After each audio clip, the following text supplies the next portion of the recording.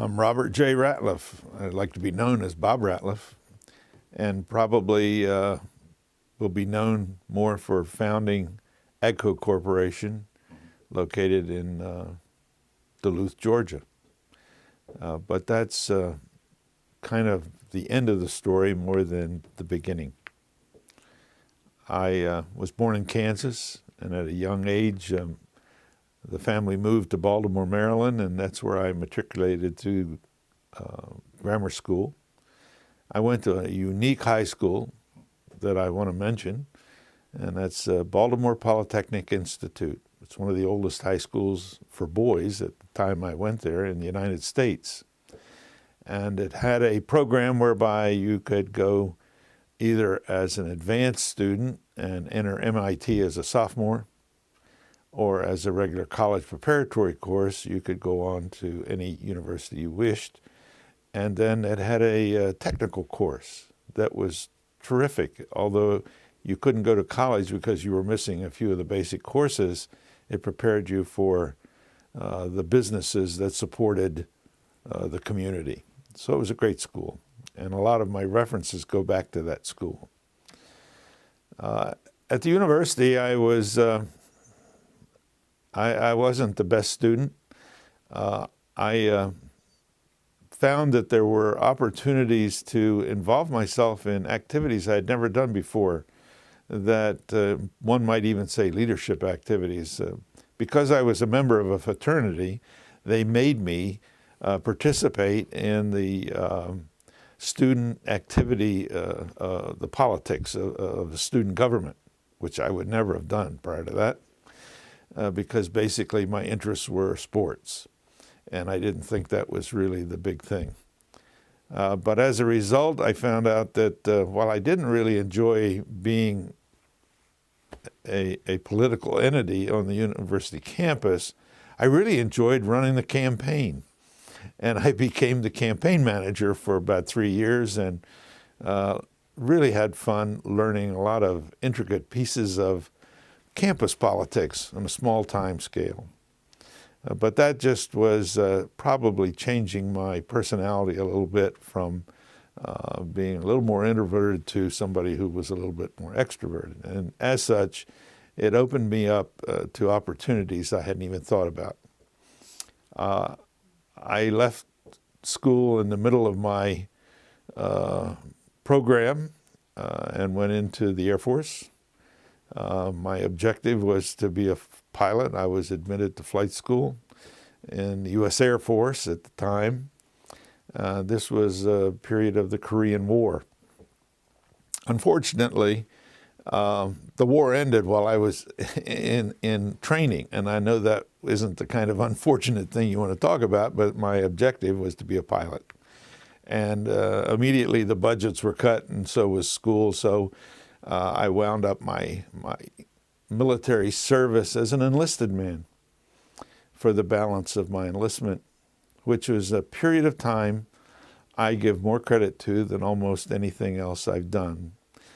It exposed me to guys from all over the country, all walks of life, all levels of education and commitment and religious faith. And as such, I just listened and learned from my associates about the rest of the country, which I hadn't been exposed to. And that gave me a better perspective, I think, of the workplace and the market, if you will, later on, as to the variety of interests that people have. After the service, I went back to school and finished my college education and graduated in what would be called industrial engineering. I started out in electrical engineering, but changed to industrial engineering, and upon graduation, didn't follow that, which I think is another story somebody ought to talk about someday, is that even though everybody asks you what you're going to be, most people don't know. It's something that they're going to learn as they go on and get a job and begin to find out what they want to do. And I was employed initially by International Harvester Company in about 1957, and as a management trainee. that meant the typical things you could imagine, getting coffee and organizing meetings and things that really didn't seem too motivational for me, but nevertheless stuck with it and finally worked my way up to be a retail salesman, which again put me in the public environment of trying to convert an idea to people. And it was exciting, it was frustrating, and you lived on commissions, so you better get good at it or you didn't have any money. But from that, I was promoted to what was called a zone manager and then moved out to tell dealers how to run their business, which was quite interesting since I had never run anything like that, and I learned more from those dealers than I ever taught them. They were really the early, if you will, role models that I had for doing business. And I began to realize the challenges they had. And most of them were from mom and pop type backgrounds, stores that really were dependent upon their own efforts. Nobody helped them. And it was a tremendous experience. And then I worked my way up through various jobs at International Harvester in the truck group, not in farm equipment, and that will become more significant later. But as a management trainee, as long as you did things properly and you were challenged and you met those challenges, you got recognized and you were given new opportunities. One of the more significant ones that I'd share with you is that I was sent to Rochester, New York to manage the company-owned dealership.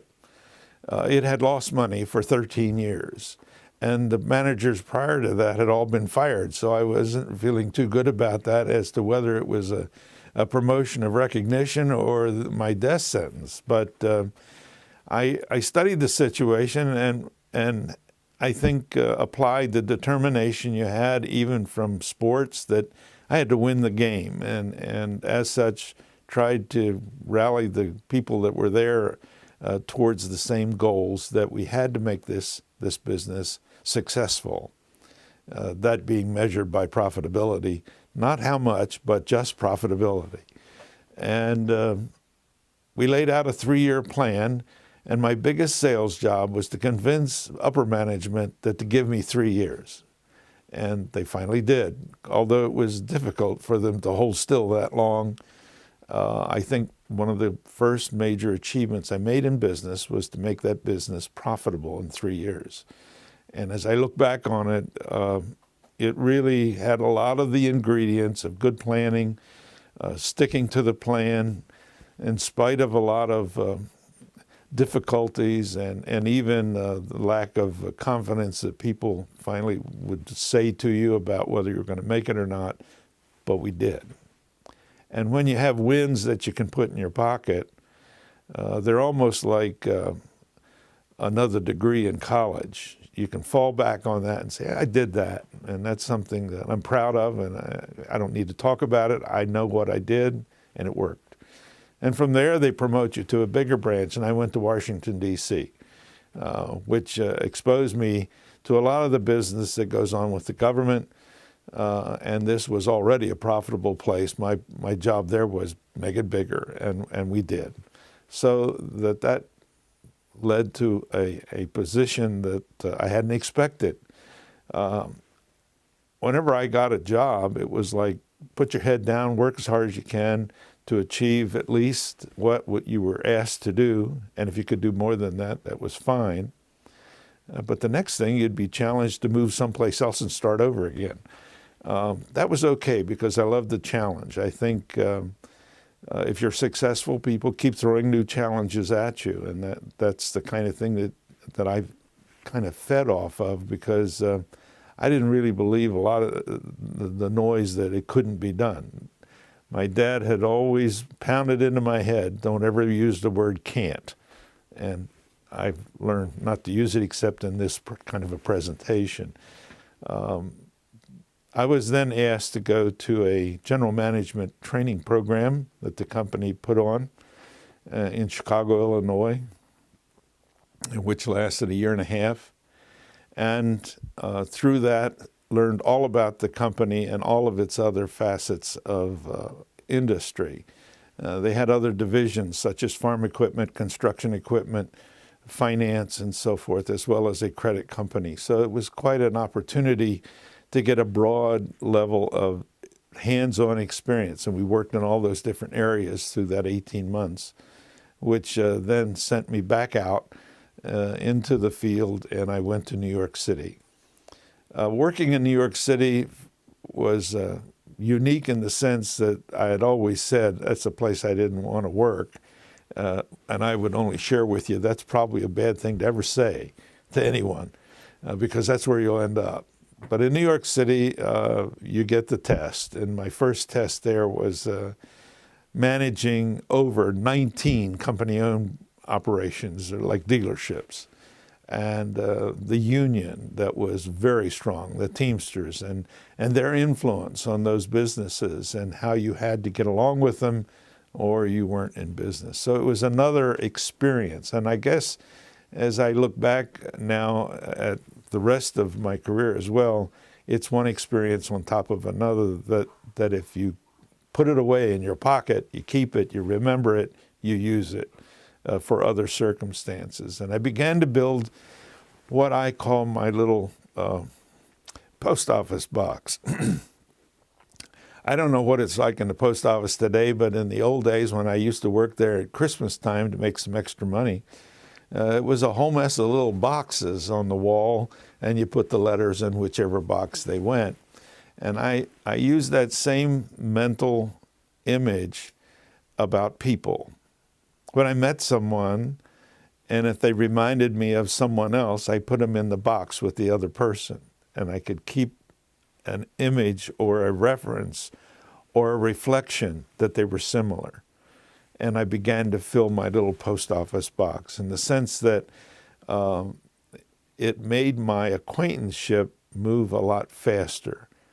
If I met somebody and they reminded me of a person that I knew, then I treated them a little bit like I would have treated that person, and it multiplied the speed with which we became friends or acquaintances or business relationships. New York City was a great place to do that. From there, I became manager of all fleet sales in the northeastern part of the United States, and that meant dealing with major companies at the top level. These are companies that would buy multiple numbers of trucks, like a Hertz or a Penske or someone of that nature, which would buy thousands of trucks a year.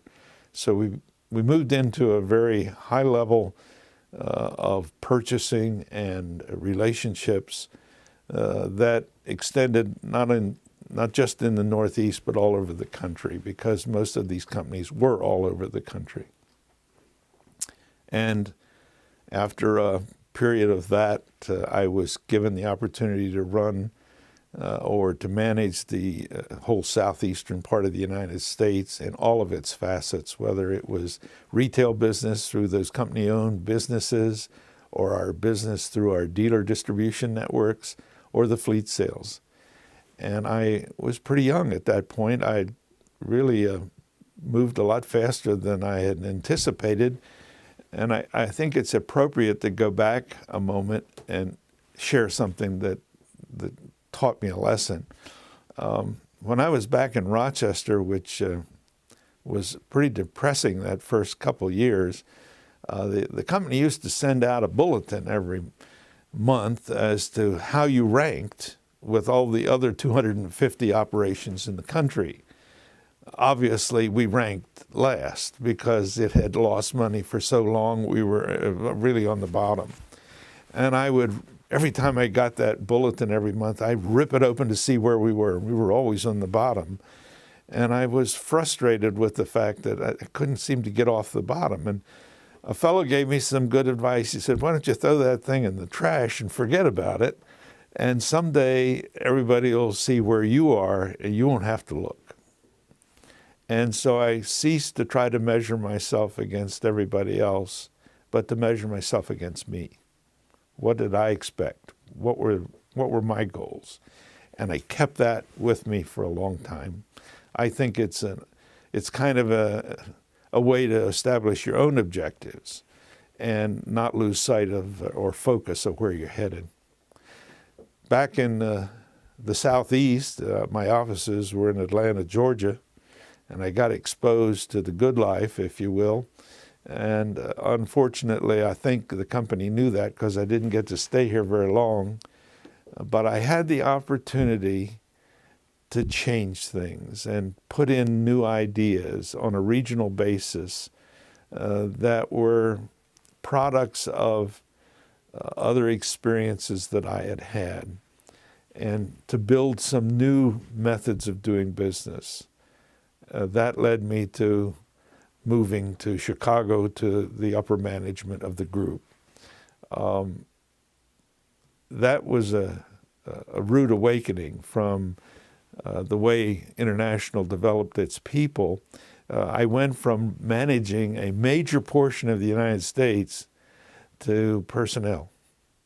And I was in charge of personnel, which was a rather staffy job that didn't really motivate me too highly, but they also threw in business strategy. So that was something I could really get my arms around. But the company frequently moved you back and forth from staff to line to give you perspective. And it was a good idea. It did do that. In that situation, I made some new acquaintances of people that I've long respected and really have added to my experiences in many, many ways. We not only had the opportunity to work with just the truck group, but now we had the opportunity, because we were in the same building, to work with corporate management about all kinds of other activities. I can remember, I have to share a story with you that was quite humorous. One of the ideas I had tried in Atlanta was to develop what was called a used truck center. This may not mean anything to anybody, but you know, whenever you sell a car or a truck, you take a trade-in type of thing, and the trade-in is money, it's value, and if you don't treat it right, you didn't make a very good deal on the front end.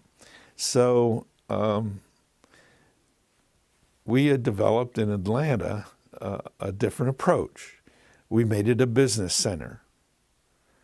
And the used truck center manager bought the trade-in from the salesman.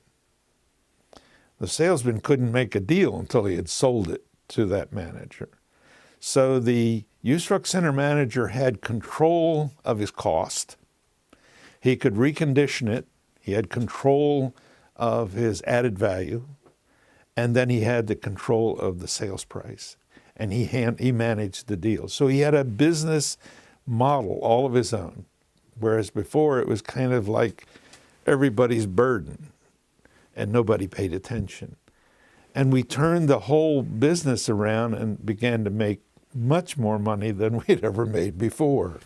So when I got to Chicago, I brought that idea, one of the several ideas, but that was one that everybody kind of looked at and said, "Oh, that sounds horrible." They did, you know, it was non-traditional. And I was frustrated trying to get it in from personnel. You really couldn't develop those kinds of things. But as opportunity would have it, one day I was made manager of the United States, the sales and marketing effort, and we put it in. We put those used truck centers all over the United States.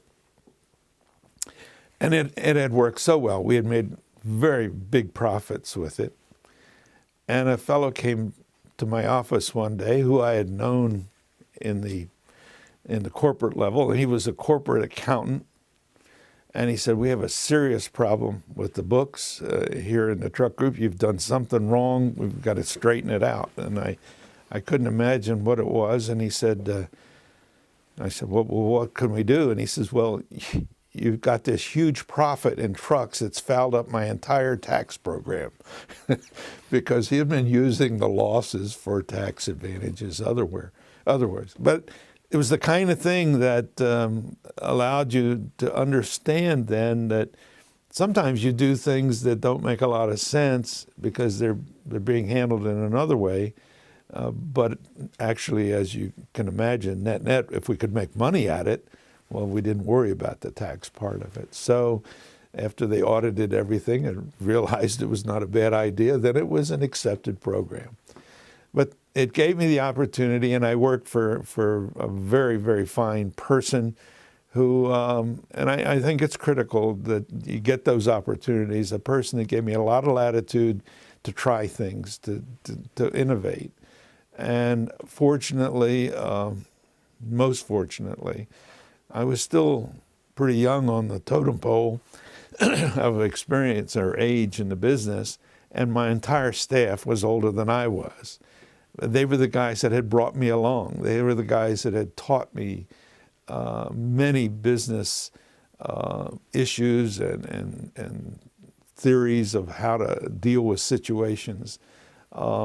They had disciplined me from time to time, and I respected them so much. And when it turned around and I was their boss, I didn't worry for a moment. We worked together like you wouldn't believe, and we changed the entire face of that division of the company into one of the most profitable divisions they ever had. The story goes on at International, and there are a lot of things I could reflect upon that are important in my development. But I think it's appropriate at this point to just say International Harvester ran into a problem at the end of the 70s. They had a major strike, and when they came out of the strike, everyone should remember, for posterity's sake, that prime rate was over 22%. And we couldn't borrow money effectively. We were in real trouble. And the company had to go through a liquidation of different divisions. It was traditionally a farm equipment company. It was started by Cyrus Hall McCormick, who invented the reaper. And so it had a history of the Industrial Revolution that undoubtedly was one of the major blue chip companies for many, many years, 150 years old. But it really got devastated. And they had to sell off the construction equipment and the farm equipment business and kept the truck business because it was the most profitable. It still exists today. It's called International Trucks, and it's a great company. And I owe almost everything I ever learned in business to the experiences I had there. So that's a very important part of my career success or experience, is what I got there. And I can't leave that by just saying I had experiences. I mean, they instituted in me a work ethic. I may have had good ethics, but I didn't understand work ethic. You could be fired at International Harvester for making a mistake on your expense report of 1 penny. It didn't matter. So you learned you don't make those kinds of mistakes. And you could go out and give away $100,000 in a business transaction, but don't misplace a penny. There was a level of understanding of what was right, what was important, and what wasn't. I'll share another little story, which probably most people wouldn't pay much attention to. Because I was athletic in my youth and felt that sports were very, very important, and I wasn't, possessed with great athletic ability, I had to make up for it somehow. And so I tried to stay in good shape. I never smoked and I never drank, all the way through college and the military. That's me. Nobody forced me to do that. Nobody made me do that. But I believed that that was important if I had to make up for any other shortcoming I had. Now, having said that, I was worried when I went to work in major corporate world that if you didn't drink and have a long lunch with martinis and so forth, you'd never make it. And I thought, I'll never make it because I don't do that. That didn't matter. Corporate life made it possible for anybody to succeed and participate. You didn't have to take on their social status the way they wanted to live. So that never became a problem for me, and I respected them for that. That isn't to say I never had a drink. I learned how after that. But I just wanted to point out that it was at a time in the late 50s that might have been an issue. I thought it would be. It wasn't. I think it's important to also say that while I was at International,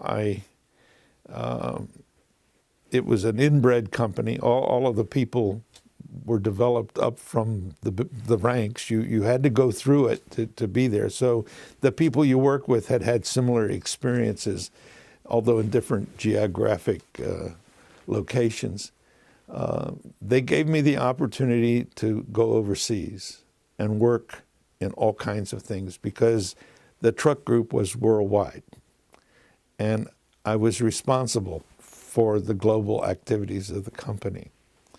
It allowed me to go in and begin to make friends and acquaintances in Europe, Germany, Spain, England, and so forth, with different companies that were competitors and so forth, to see how they operated. I was responsible for business activities in South Africa, Venezuela, Mexico, the Philippines, Australia, and so forth around the country. We had joint ventures in India. So I became, at the behest of the company, their representative in the truck business around the world, which later on became an experience that helped me with other things that I did. So in contrast to today's professors who promote that you should have 7 different jobs before you will find what you should be doing, I had one, and I worked there for 20-some years until a situation came along that was quite unusual. And I want to share it with you because I think as someone listens to this, they might think, well, this guy never had a problem. It just went real easy. As I look back, I don't remember the tough issues, but there were some tough ones. But this one is very significant. The company, as I said, had gone through this divestiture period, and the company was shrinking, and it was a very difficult time. It was questionable whether the company would make it or there would be any survivor of the company. And as you can expect in corporate life, the chairman was let go, and the chief operating officer was let go, and they started changing people because basically we were in the hands of the banks who were trying to work out the financial structures of the company. And one day the temporary chairman called me in and said to me, I know you, I've worked with you for a long time, but I've got to tell you something, and it's important.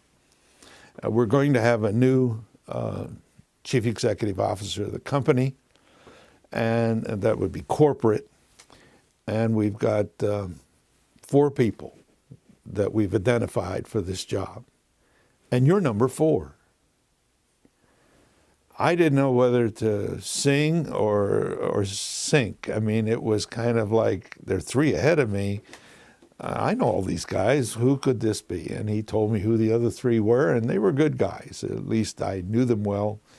And I said, okay, if that's your decision, I have to live with that. Your corporate wisdom is that's what you want to do.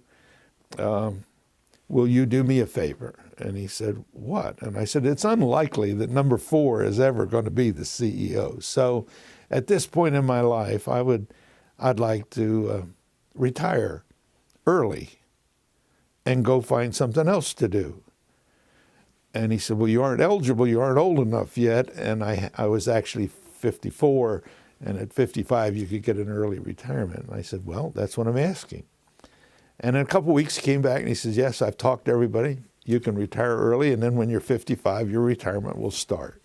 And I left International Harvester. It was a very tough thing for me to do, tougher than he knew. My dad had worked there for 35 years. I never crossed corners with him. He was in the finance part of the company and didn't have any activity directly with him. But if at that point I could say to you, when I was 54 years old, they had fed me, they had clothed me, they had educated me, I was really quite indebted to what they had done for me. And I left. It was very tough. And I became the president of the Uniroyal Tire Company in Detroit. And I learned another piece of the corporate world, completely different, a completely different environment. And how important the environment was, but I didn't even realize how good it was when I was in it, and how bad it could be if no one cared about it. And the kind of, if you will, ethics that existed in other companies. We would step out of our way at International Harvester to do the right thing. And at Uniroyal, they would step out of their way to do the wrong thing. I mean, it was almost a complete opposite. I don't want to be too critical of that company and its management core, because I learned again. You can learn more sometimes from a bad situation than a good one.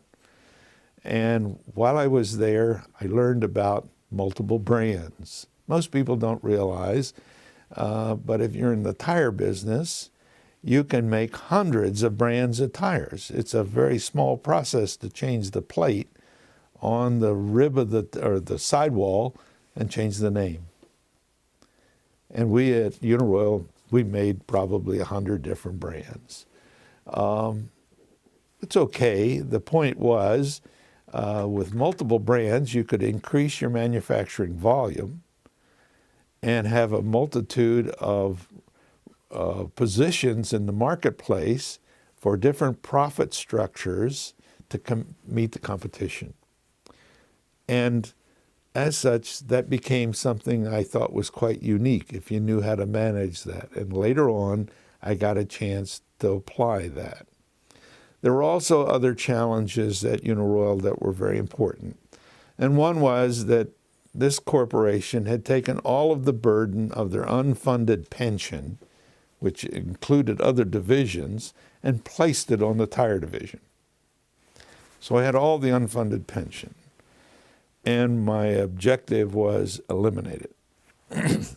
To do that, we had to make significant profits that had never been reached before. But that's the goals we set, and we did it, again, within about 3 years. But the moment, and I wanted to clarify something that most people, again, just don't catch on. While we were an unfunded pension company, our stock languished. It wasn't worth anything because we had this living porcupine right there, which was called unfunded pension. And nobody figured we'd ever pay that off, so that the value of the company could not really be realized. And the moment we cleared that hurdle and paid off that pension, that fund, the stock got all crazy, and we had a guy that is pretty famous now by the name of Carl Icahn manage a takeover, or he decided to take over the company because now it was worth something. And the senior management of the company, the board, became very adamant that he wouldn't do that, and they weren't going to pay him green mail and a lot of other strategies that went into it. As a result, Uniroyal made a financial decision to liquidate the company, and the benefits went to some of the shareholders, but more importantly, some investment speculators at the closing. I won't go into all the details of that, but I exercised my exit and decided that I had gone about as far as that business was going to go and looked for a new opportunity. I did a few what I'll call industry things in the automotive industry for a period of time until the phone rang one day, and an individual asked if I was available to work for someone, and I said, "Sure, I'm always available." And he said, "Well, he was a headhunter from Chicago, and he had brought me people from time to time when I was with International, and he recognized that I was available. So he said, I'd like you to have an interview with a company that's a German company, and perhaps you can help them out." I met with the executives of a company by the name of Klockner, Humboldt, and Deutz. For ease, we called it KHD. They were from Cologne, Germany, and a few years earlier, they had purchased the farm equipment division of Alice Chalmers. Now, you have to go back in the history books a little bit to find information on Alice Chalmers, but prior to the 80s, it also had a huge history for over 100 years in American industry, a product, again, of the Industrial Revolution. And among their divisions, not only was farm equipment, but construction equipment and electronics. Electronics, most people didn't realize how big they were, but I invite you to go to Hoover Dam, just outside of Las Vegas, and you'll find about 23 huge Alice Chalmers generators that operate all of that electrical output for the Nevada and the Southern California Valley. Certainly they were big, but they had gotten into severe trouble also in the early 80s and began to sell off their different divisions. The electronics went to Siemens, and the construction equipment went to Fiat. We might come back to that later. And then the farm equipment they sold to KHD of Germany in about 1985. The company, when the German company purchased that business, it was an opportune time for foreign companies to participate in the U.S. market because of the exchange. And the German company felt that this was going to be real easy because the exchange was so favorable. In other words, they could bring their product in rather cheaply, and they could sell it through the Alice Chalmers distribution. This would be a win-win situation. And as a result, they didn't need the Alice Chalmers factories, so we could shut those down, close them up, tear them down, and they did. But an unusual thing happened, which most companies don't have any control over, is the exchange reversed course, and it became that the German company was higher in price and therefore did not have a structural price advantage in the North American market. The Germans were losing this time, I think is what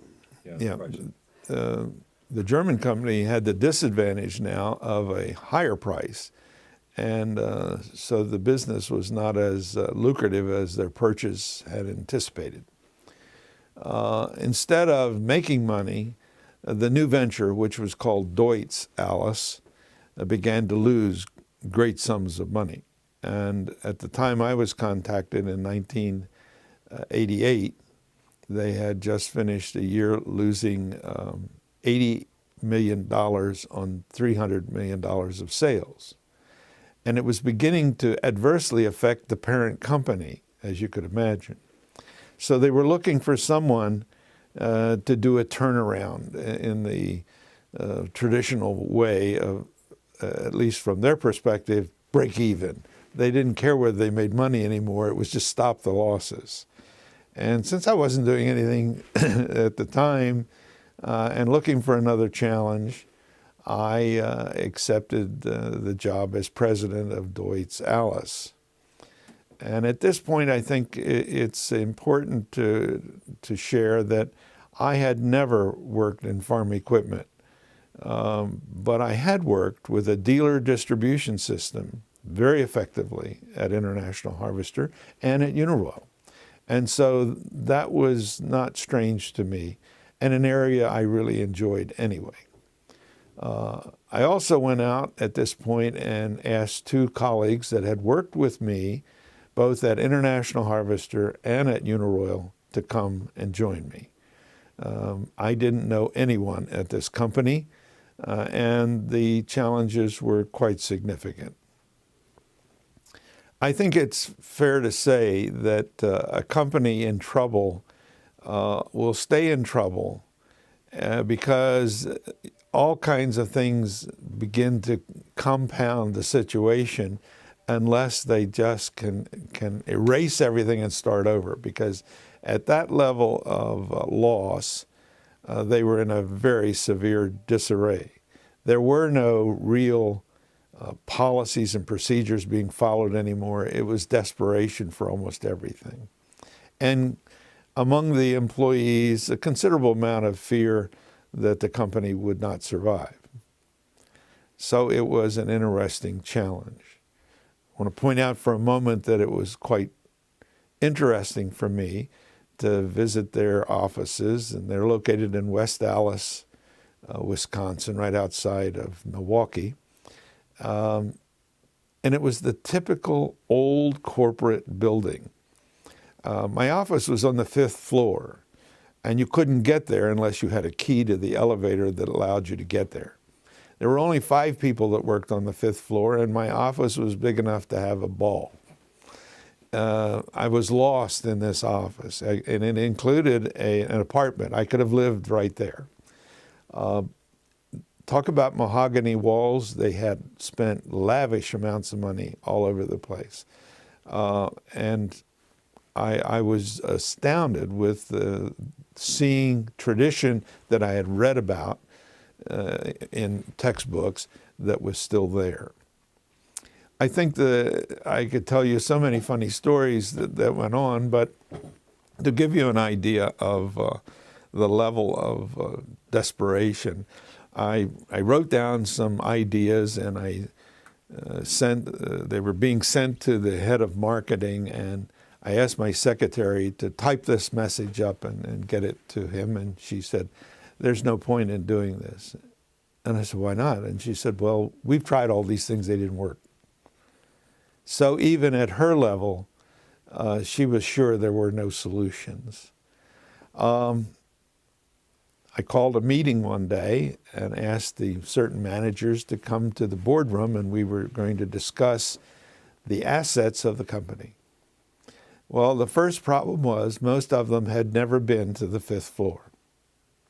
They didn't know how to get there, and they didn't have a key on the elevator, and it became a real turmoil to get all these people, there was only about 10 of them, to the 5th floor, which I could not believe. I was just astounded at these policies and traditional things that had existed in that old company. When I got them there and I said, okay, we need to really hone in on assets and see what we can get rid of that we don't need. What assets do we have? So we asked the controller, who obviously should have known, and he said, well, we own this building we're in. I said, well, that's good, and that's a start. What else? He didn't know. And I was really upset in the sense that that should have been something easily identifiable. So we set them a task for a week to come back, find all the assets and come back. And I have to share with you that the other 2 fellows that I brought to the company, we had moved to Milwaukee and we lived in an apartment together. It was a 3-bedroom apartment where at night we could pull together over a pizza and decide what was going on because we couldn't figure out this company. And it was kind of the odd group, if you will, but We worked at it day and night. And we would make our list at night of what we would do the next day, and then the next night we would review that and find out where there were opportunities. I had gone there in December, and by the way, I had to go back to Cologne every month and report on our success, which was not very pleasant, because after the first month, I was just as bad as the guy that lost 80 million. I mean, because that was my business. You can't keep blaming it on somebody else. You're responsible for it. But we were able to identify a lot of things that we could do, and it was in very traditional business terms. No mirrors, no magic, nothing out of the ordinary, just down and dirty basics. For instance, one day I decided I would visit one of the other floors. And I went down just got off the elevator, and I didn't know where I was, and walked up to some girl and said hi and introduced myself. And I'm the president of the company. And she says, "No, you're not." And I said, "Yeah, I really am." And she said, "No, you couldn't be." And I said, "Why can't I be?" She said, "I've been here 20 years. I've never seen the president."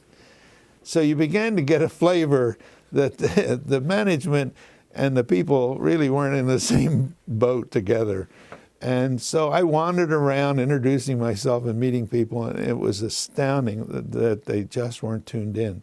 And it wasn't their fault, they just hadn't had that invitation or opportunity. So I was looking for the guy who gave away discounts. A dealer would call in and say, "I have a tractor for sale, and I've got somebody that'll buy it, but he won't pay that kind of money. I need a $2,000 discount, under cost." And somebody would authorize it. They had to. We knew we were losing money. I said, "Who do they call?" And it took forever. And I personally wandered around trying to find this person, who I eventually found. It was a nice young man who had only been with the company about a year and a half, sitting back in a corner, and he got the phone call, and he wasn't the authority, he was the record keeper, because they would say, "I need 2,000. He'd say, "Okay," and he'd write it down and say, "Okay," and then the deal was done. And there was no control whatsoever on the transactions. I mean, it was just basic stuff. And we tried to change that and alter it to some degree, and it was quite difficult. And finally, and there was tremendous resentment to everybody, not us necessarily because we were new, but the attitude to us was, "Good try, but you aren't going to make it," which caused us more determination. I finally realized that this was a difficult task to try to change. And although there may have been methods that could have worked in a longer approach, we didn't have time. So we said we were moving. And we went out and decide where we would go.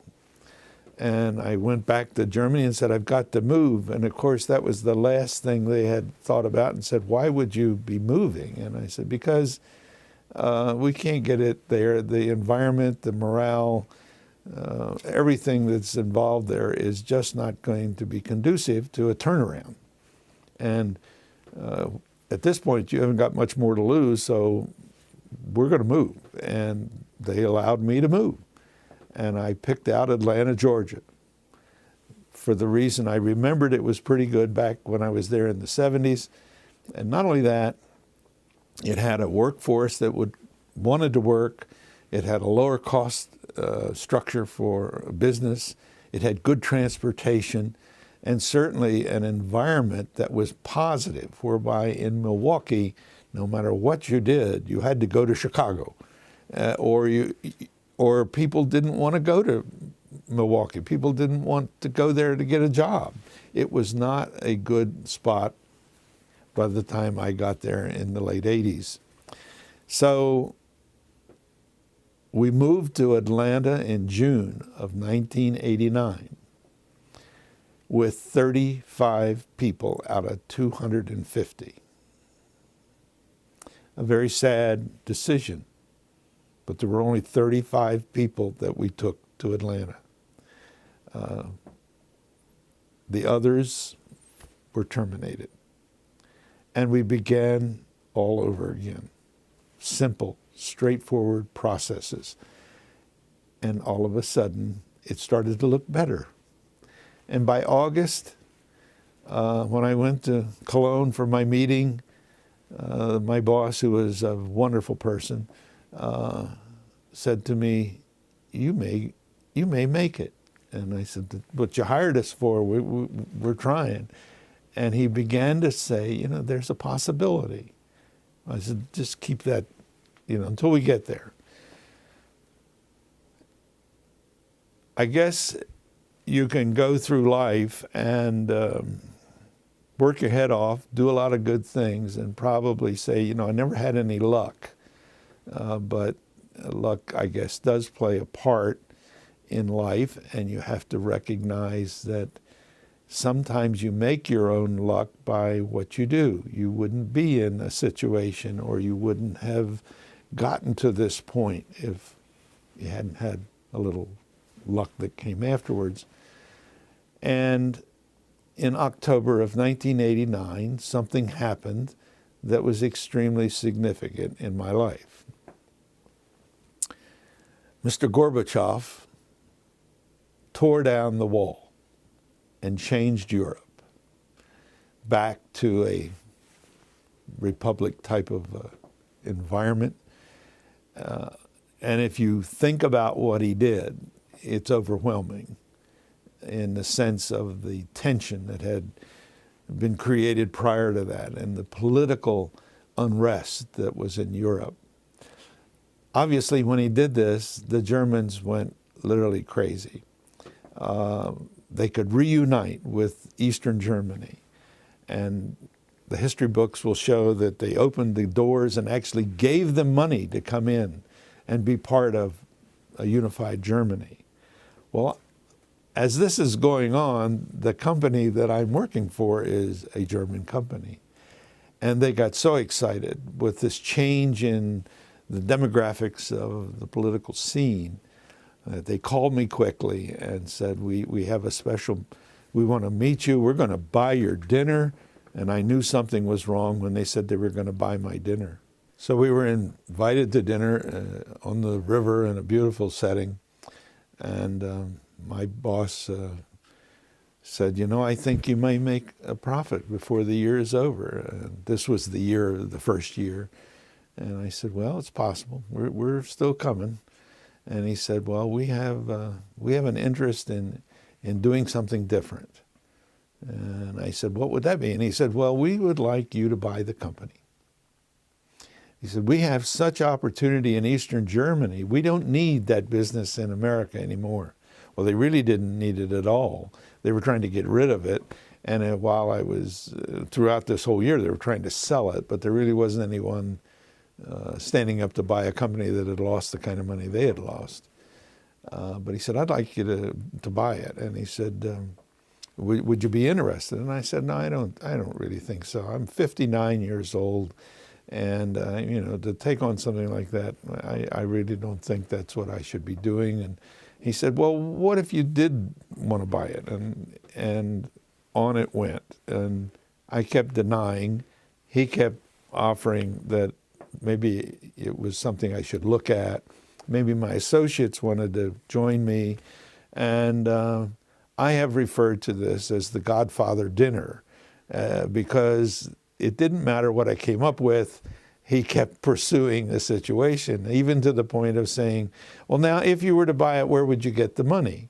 Over in the United States, we just go down to the bank and borrow the money, and he says, okay, so which bank would you go to? I mean, it kept rolling. And finally I said, we better stop, and I better go home and talk to my buddies that I work with. And I did, and they all were quite surprised, and he had also indicated make an offer. So we decided without much study that we'll just make a wild offer and see what the lay of the land is. So we offered them a very modest number. I'm modest in the sense that it was about 40 cents on the dollar for their business. And he accepted immediately. And then I thought, I didn't go low enough. You know, you always look back at maybe you should have been a little more aggressive. Well, then he said, where are you going to get the money? We'll just go to the bank. And one thing led to another. And in 1989, the fall of 89, banks weren't lending money any more than they are in the year 2009. It was very difficult. So we tried everything. I went to every bank I'd ever heard of. We made presentation after presentation, and we could not get anyone to entertain our need. And we had hired a very significant individual in my life to help us put this deal together and give us counsel as to how to buy a company. We'll call it a management buyout. And his name was George Hand, and he is from Atlanta, Georgia. Very significant individual. And he just every morning started out with, we will never give up, we'll never give up. It may take 12 no's, but we'll get it on the 13th round. Keep it, just keep going. Anyway, with his assistance and perseverance, one day we struck up the idea that this company held a lot of assets. In other words, when we produced a tractor, we shipped it to a dealer, he owed us for it. So we had a receivable. And those receivables were quite large. And if we could sell the receivables, their receivables, and get money for it, we'd have cash to pay for the company. So George knew that Westinghouse was starting up a finance company, and we called Westinghouse.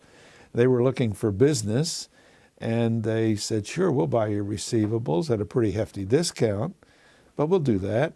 And we had a deal. And we sat down in June, almost, what would that be, June 1990. It took us quite a while, and closed a transaction whereby we took their receivables, sold them to Westinghouse, received their cash, and then turned around and used their cash to pay them for their business. We borrowed nothing, and we put money in the bank.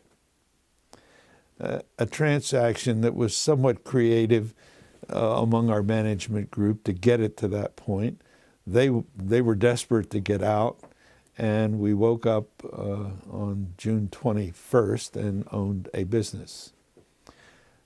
We had a partner, a financial investor, I would say a speculative investor, who had only put about $7 million in the company, but nevertheless, he gave us credibility and certainly was always very supportive of our efforts as we went forward.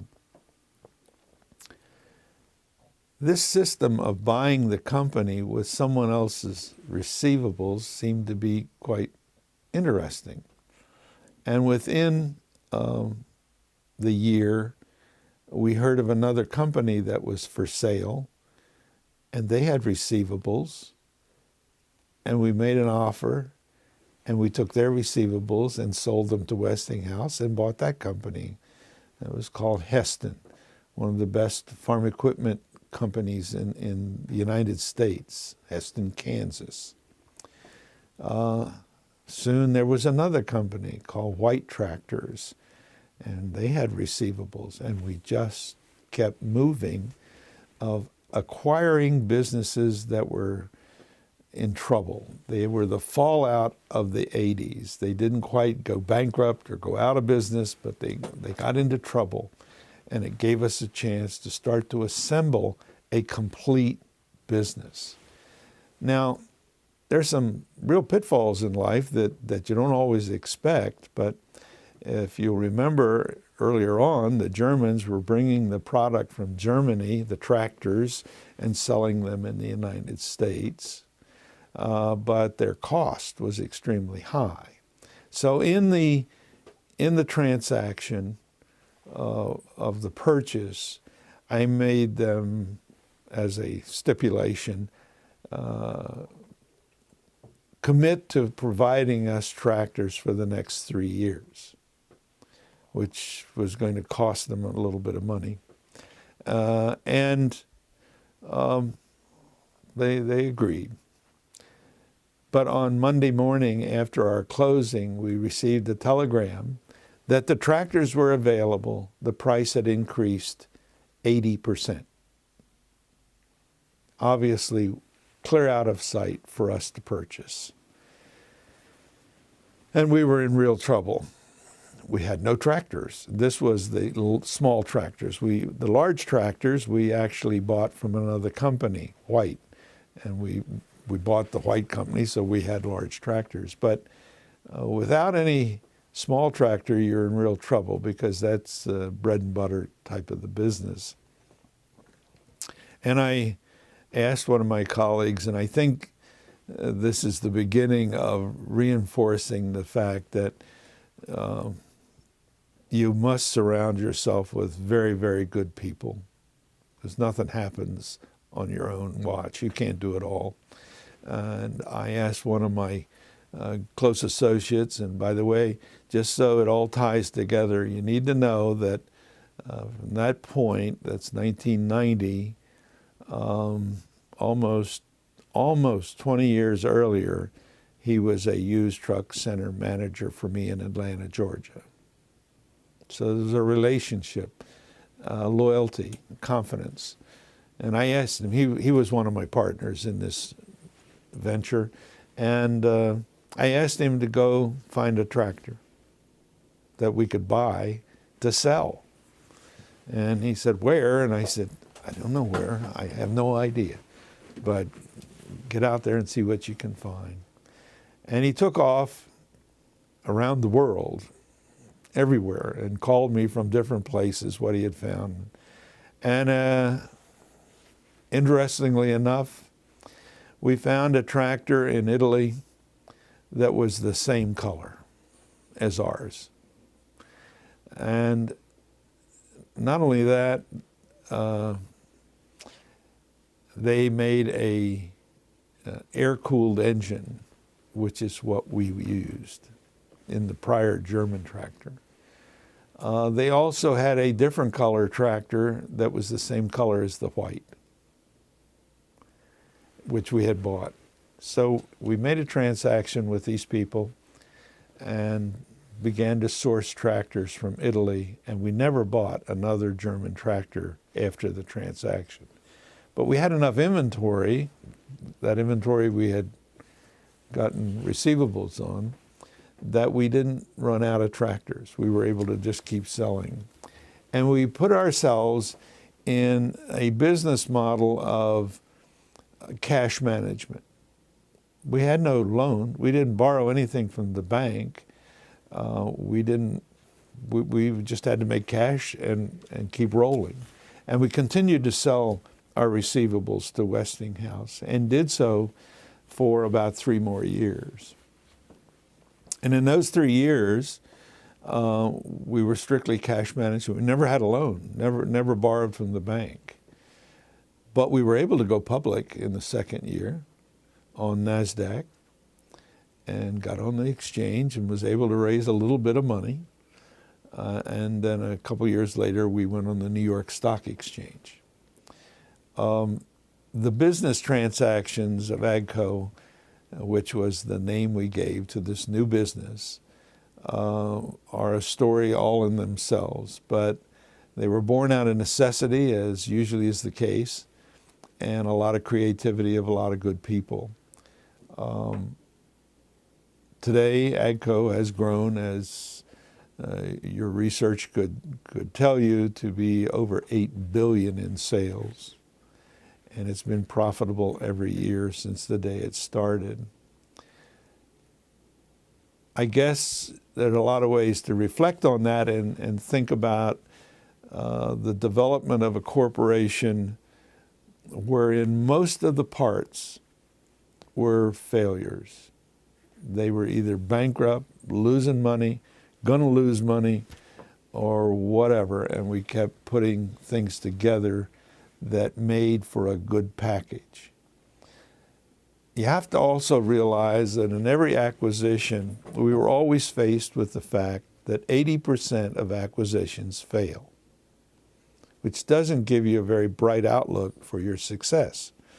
But nevertheless, if you study the business that you're acquiring in significant detail and assess values accurately, you can usually build the plan to make that a successful venture.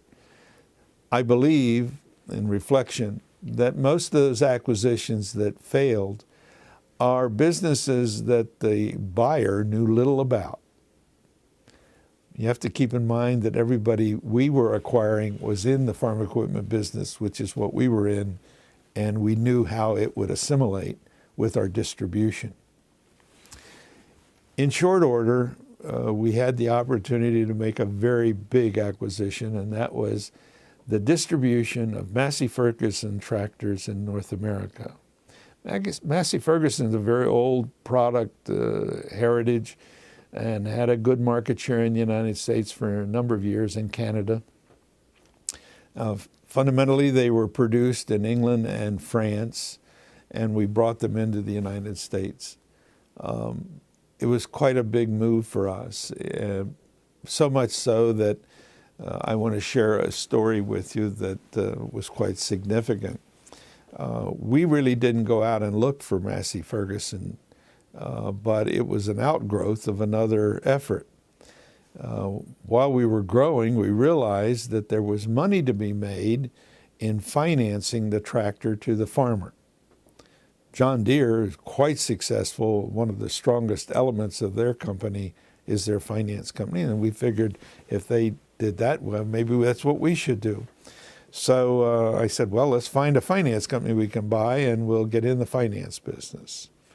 And they brought me several names of companies they had identified, and one of them I called, the first one I called, and got the owner and told him I wanted to buy his finance company, introduced myself.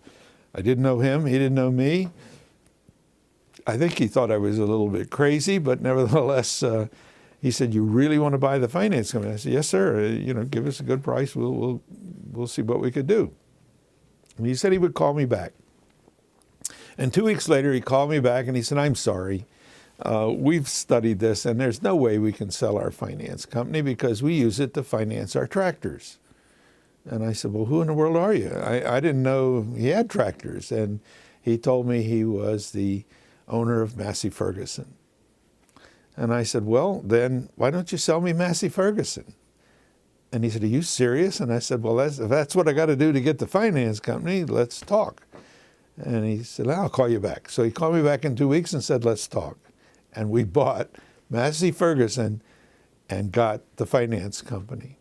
The finance company was called AgriCredit and became a major portion of our company. But more importantly, it led us to their source of money. For a finance company, they needed a good bank behind them, and the bank that was their support was called Rabobank, R-A-B-O Bank. It's a Dutch bank. Today, and as then, the only AAA rated bank in the world. A wonderful operation. And we met them and became acquainted with them. And finally said, maybe it's time we began to act like other companies and created a loan structure and did away with these selling receivables. And we did. It was 1994. And at the same time, my friend at Massey Ferguson called up and said, "Would you like the manufacturing side of it in England and France?" And so we went and bid on the business. I think it's important to share with you that this individual, his name was Victor Rice, also owned the Perkins engine business. And Perkins engines, made in England, were in all Massey Ferguson tractors, the medium, small and medium-sized ones.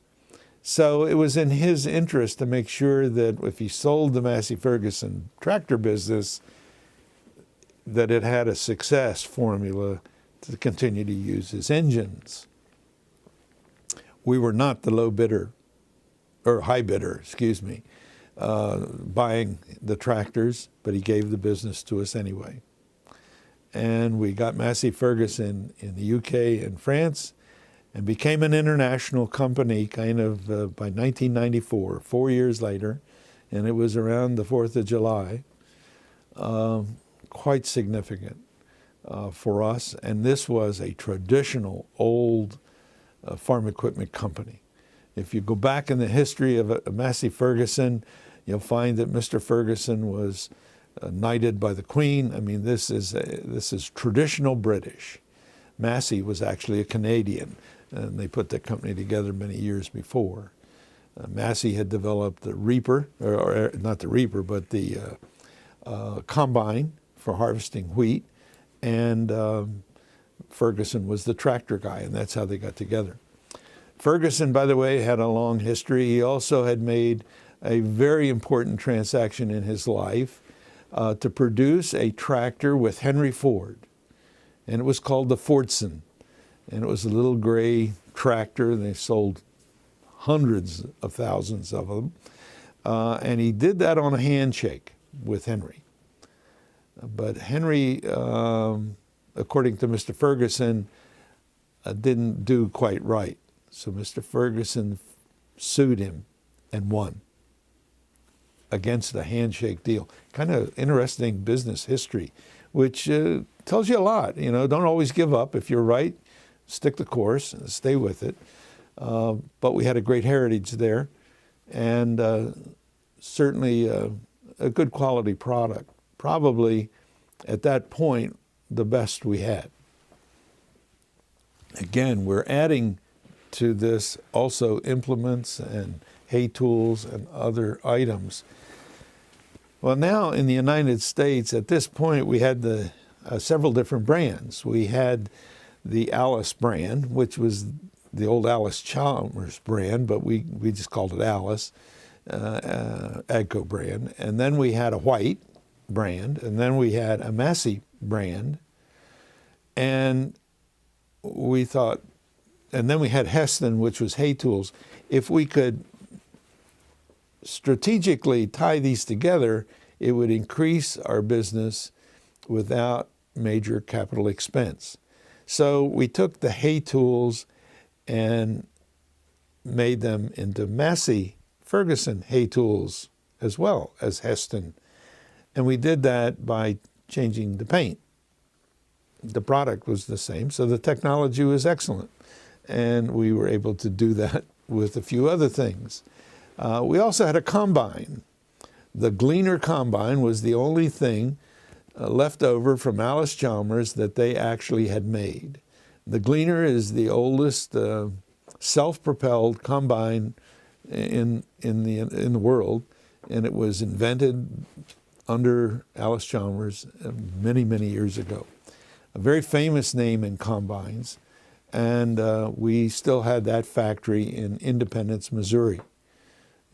Little anecdote, of course, most people know that Harry Truman was born and lived in Independence, and he took his morning walks, which was a tradition of his, and he would frequently come by the factory, come in and say hello to all the guys and go on his walk.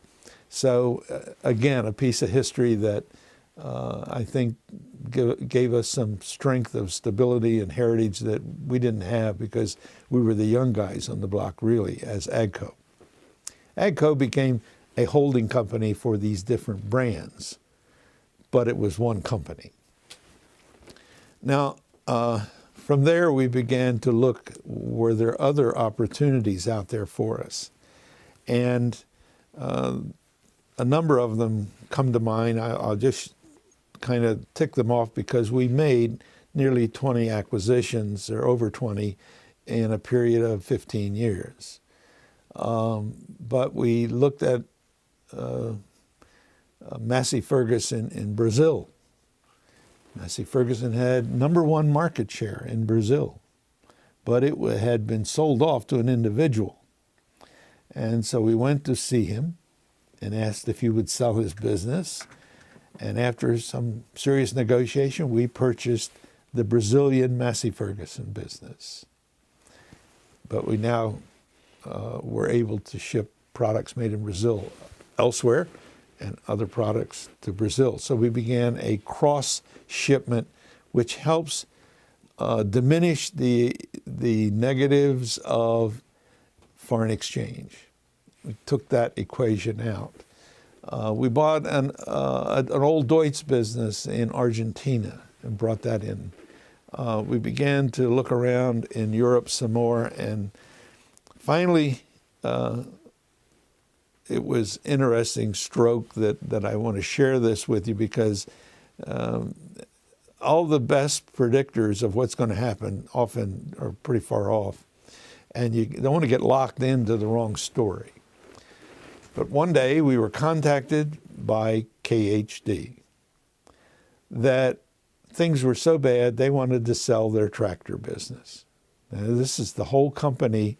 Basically, they only made tractors, engines, and they did some installation work for foreign shipments in foreign countries. It was a loading, unloading type system. So they wanted to sell their farm equipment business, the tractors. And we couldn't help but be amused that here we were, the foster child that got spun off, and now we're back to the point where we could bid on buying that company. And we gave it our best effort. We worked at it hard, and by that I mean we assessed everything we could. We tried to identify the advantages and the positives and so forth, or disadvantages, to make the proper price bid. We lost. It was devastating when you work so hard and you lose. And a competitor bought them, which made it even sting a little bit more. But I think there's a point in life where you gain respect for doing things right. And if you do things right, you stay the course, there's somebody takes care of you. You're not on your own. There are other things that happen. And within a year, I was told that there was another company in Germany that was for sale, but it was a quiet situation. And it was a company called Fendt, F-E-N-D-T. Fendt was the #1 technology tractor in the world. It would have been ideal to buy, but no one thought they could get it. But Mr. Fendt had died, and it was in the control of his estate. And privately, through contacts, and this goes all the way back to my days at International Harvester and working in Europe, I had the opportunity to finally sit down with them and discuss buying the company, which was very difficult for them because they were a traditional family-owned German corporation, quite successful. Interestingly enough, his children wanted nothing to do with the business. All they wanted were 3 things. They wanted us to keep the name. That was easy. They wanted us to try to keep the factory, which was located in Marktoberdorf, Bavaria, in Germany. And that was an old, small town. The whole town was employed by the factory, and they just felt obligated to do that. And third, if we could give them a decent price, they would appreciate it. No one knew about this sale. If we had, there would have been all kinds of competition. I want to share with you an exciting moment in our business that goes with this transaction. I needed money to buy it. I needed about $270 million, which at one time we couldn't even discuss numbers like that, but I went to rob a bank. And I explained to them that I had to tell the man I had the money. But our line of credit at that point was only $300 million, and we only had $100 million that wasn't being used. So I needed an additional couple hundred to cover me. And he said, well, when do you want to know by? I said, tomorrow. He said, well, we can't work that fast. This money that you have in your line of credit is held by 25 different banks. He said, I've got to go poll all of them to get approval to change the terms. And I said, I got to have it by tomorrow. And he said, who is it you're buying? He didn't even ask that. And I told him. And he's a Dutch company, Dutch bank, and he immediately knew the value of Fendt. He said, I'll go to work on it. And the next day he called me and said, okay, this was a ridiculous request on your part, and we know we've got to help you. What we've done is buy out the consortium. We didn't poll them, we just bought it all out. And we've changed your line of credit to $1 billion. Go get it. That kind of support, that kind of business relationship doesn't come by fighting and arguing. It comes by living up to your commitments, by doing the things you said you were going to do. And our reputation at the bank was the most important thing we had in the company, that we were going to always make sure we met our obligations. I was astounded. We closed the deal. Fendt is the most profitable company AGCO has and will be long into the future. It is the highest tech tractor, which may not mean much to someone who's not very familiar with tractors, but they have won so many awards and medals and everything you can think of that it's just unbelievable. So as such, for a company that had started in all these various ways, we had put together, through the different acquisitions, the different major pieces of a good corporation. Fendt became the center of our engineering expertise. And today, much of the technology they developed is now in the other products. We still have many, many brands, and Fendt was continued as a brand. It's #1 in Germany. No one is close to it. It's a very strong product and very profitable.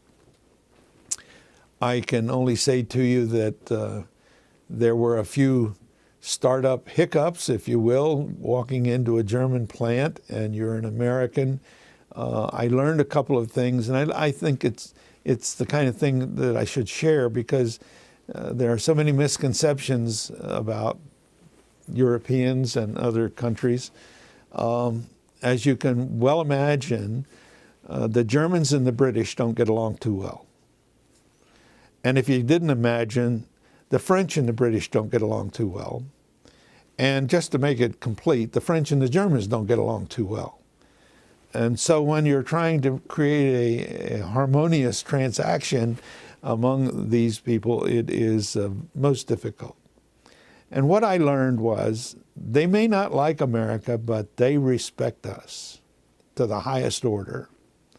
And they will, they will pay attention. They're not loving in the sense that they're going to reach out to you, but once you earn your spurs, so to speak, there's a lot of mutual respect for each other, and our relationship there is second to none. I cannot say enough about the way they handled their side, and I think we did a pretty good job on our side of not trying to force our way on them, but mutually finding ways to work together. We've exported the Fendt tractor into many parts of the world. Generally speaking, it doesn't do too well because it's so sophisticated, and farming in most corners of the world is very unsophisticated. So it's way ahead of its time in some areas. It has technology that is now being used in cars. And I have to share a story with you that is, again, the experiences I picked up. When I was with International Harvester and in charge of their worldwide truck business, one of the companies we did business with was in the Netherlands, and it was called DAF, D-A-F. And we owned about 25% of the company, so we had a corresponding relationship, which was my responsibility. And at the time, they were working on a technology for trucks called CVT, Continuously Variable Transmission. They had tried it in cars. It didn't work. Quite frankly, it didn't work in the trucks either. And in my role there was, well, why do you keep spending money on this thing if it doesn't work? And mutually, they sold it to Volvo, and that was the last I heard of it. But when I got to Fendt, they said the greatest thing they had was a CVT, and I thought, this is ironic, because this is now, 20 years later, 25 years later, and here it's being discussed. And so I wanted to see it, and it worked. Mr. Fendt had figured out how to make it work. Mr. Fendt was an engineer, and quite an engineer, and had found the secret to the success of that transmission. Today, they've built well over a couple 100,000 of them. It is a major technology breakthrough, and I think you're going to hear more about it even in the future in other products, because it is a fuel-saving device as well as everything else. You don't have to shift gears with it or anything like that. It seeks its own level, and it controls the engine, so you use less fuel. Very efficient, very successful. All ours, all belonging to AGCO. So it's an example of their technology leadership in many areas. I'm going to divert my thoughts here for a moment to something else that kind of came to me over time. I mentioned about my post office box, and I put things in boxes, but one of my conclusions in trying to work with people is, again, to get over the humps as quickly as you can and get down to being friends or at least good, straightforward business associates. And I realize that we are products of our own environment, and we should recognize that more frequently than we do. If I were to stereotype an accountant, most everybody would say, yep, I know what that is. Or if I stereotyped a lawyer, they might say, yeah, I know what that is. And we can stereotype manufacturing people. We can stereotype salesmen. Oh, yeah, we know those guys. And engineers, they're pretty easy to stereotype. You kind of get the idea what they're after. And if you broaden that a little bit, the stereotype isn't far off. Alice Chalmers, in its heyday, was a very inventive company, loaded with engineers. They just forgot to make money and went broke. As soon as International Harvester got in trouble, and by the way, the people running it were more salespeople who didn't know how to keep the money, the banks took over. Now it was in real trouble. Now you got financial people trying to manage a big corporation. And you've got all these different mixes of, I'd say, special attitudes or feelings or education. And you have to blend those carefully as you work with people. And sometimes they never blend. Sometimes you just have to make arrangements for them to get together. And I'm relating that to staff functions where you have a board or a management group. If you look at the backgrounds, it helps you understand where somebody's coming from. Doesn't mean they're wrong. They have a perspective that is born out of their environment, just as yours is, whatever it is. And the only one of course, you could expect me to give credit as being more broad than that is a marketing person, because I feel as though the marketing guy has to take all those others into consideration in the marketplace, because he's selling everybody, not just certain people. And so in a business, I have had a problem with the fact that in my career period, we have created marketing. And before it was sales. And now there's a constant mix of somebody referring to sales as marketing or marketing as sales. And I would be strong to say they're different. They're very different. Marketing should be strategy. Marketing should be looking at the big picture. Marketing should be setting the objectives, setting the costs, setting the prices, setting the advertisement, all of the support material that goes into getting the results. And when I operated AGCO, I looked to the marketing guy as to what the profitability was, because he set the price. He bought the product. He told them what to build. I didn't ask the salesman. I didn't ask any of the others. Now, if manufacturing wasn't hitting their cost targets, that was another subject. But nevertheless, there was somebody who was looking at the big picture. And it's unfortunate, but with these great divisions of strength in a corporation, you do get a little isolationism.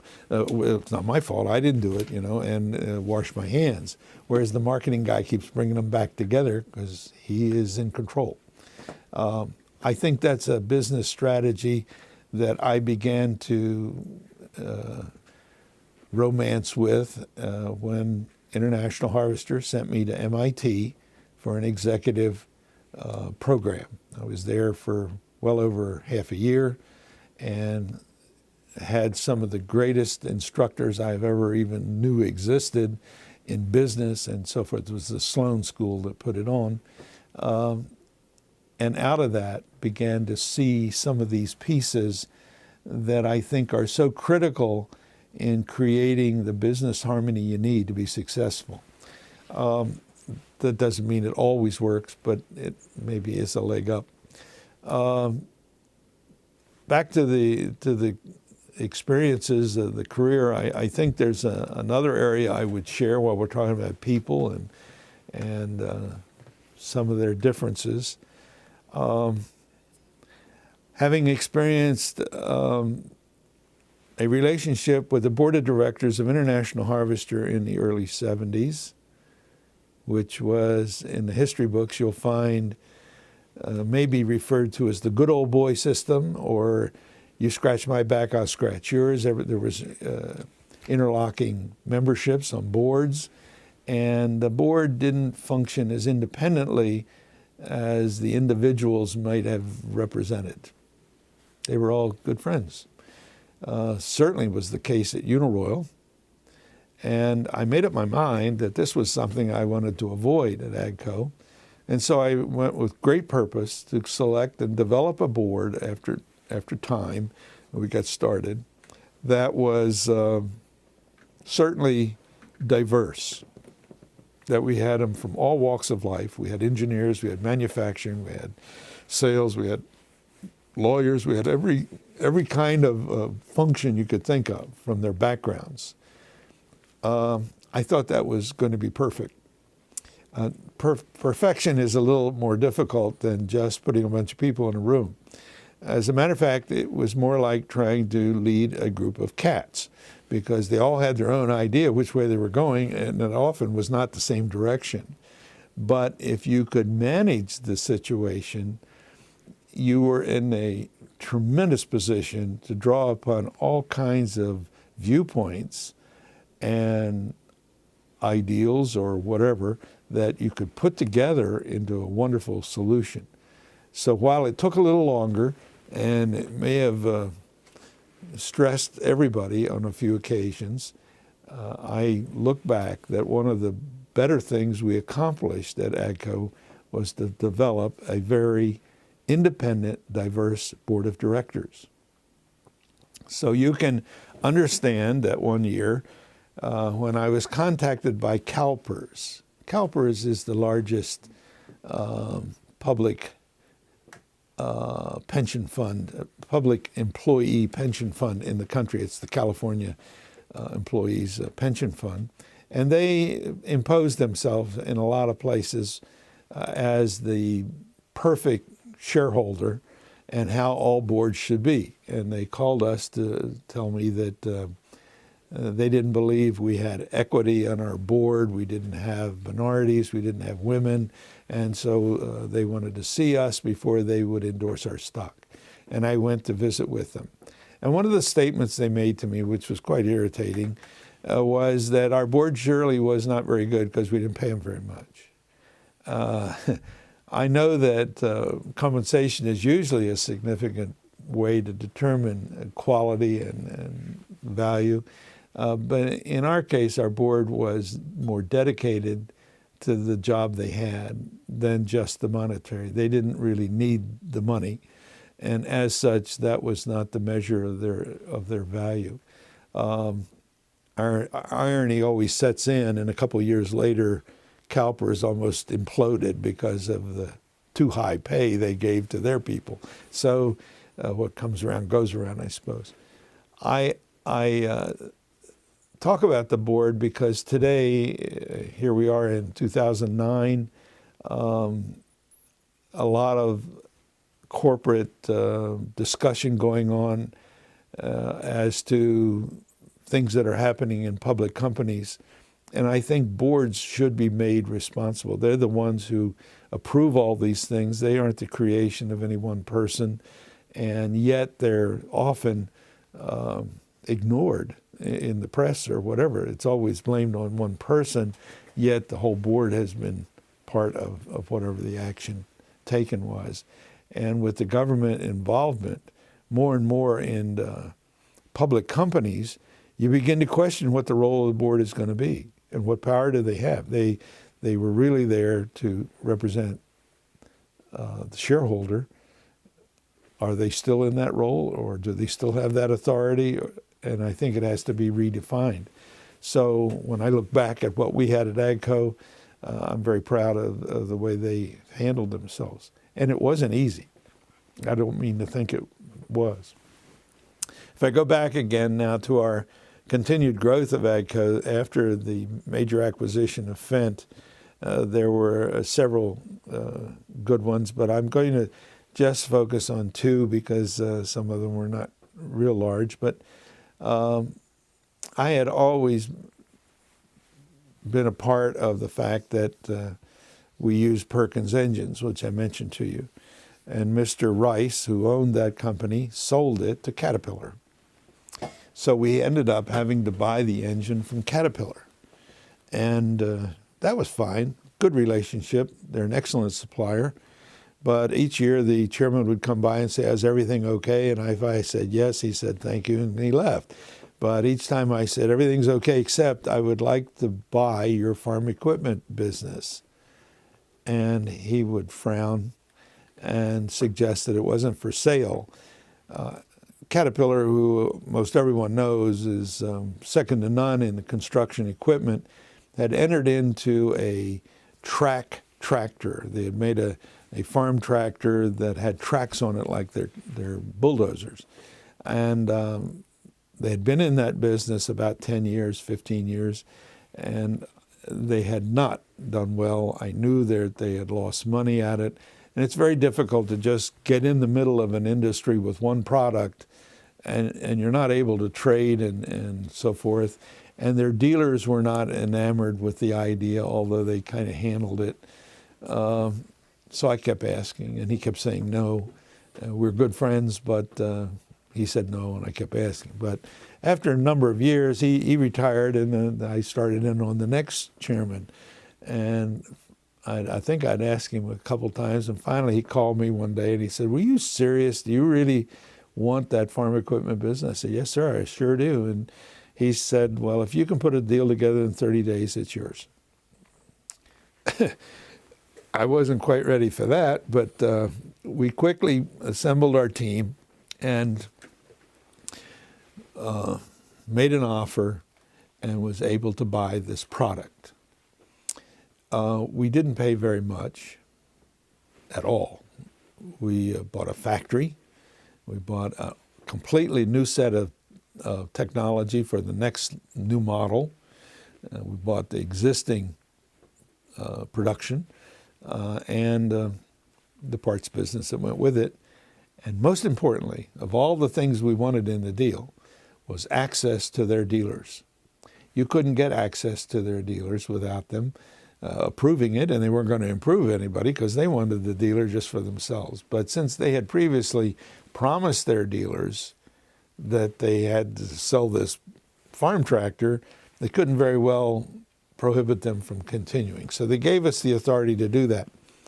And we implemented in less than 45 days an overwhelming strategy.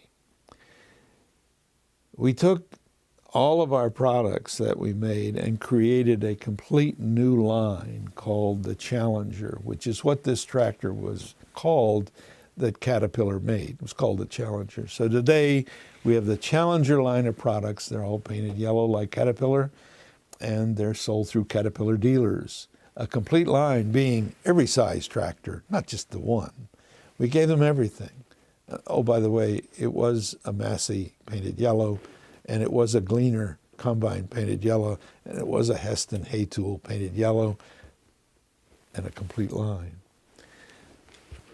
Some might laugh and question the judgment there, but you have to accept the fact that we believe in our marketing strategy that you have to provide the product in the eyes of the customer, not in yourself. We often get too enamored with our own name or our own brand or our own color. And by the way, color is very important in farm equipment. I mean, it's very important. But if you recognize that as a customer, a farmer, the first thing you're going to do when you need a product is go see your buddy. Whatever he sells, you're likely to buy from your buddy because the farmer is looking maybe for extra financing terms or somebody that'll come out on the 4th of July and fix his tractor so he doesn't lose a day in the field, or is up all night getting something repaired so it'll run the next day. That's where he's going to go. So the product is not the first thing. It's the dealer. And the value of the dealer is over everything. Now, some will argue with me on that one, but that's something I think I've gathered over the years shouldn't be misunderstood. And I'll go back on another story in a moment about the value of that dealer and how he continues in the business regardless of what product he sells.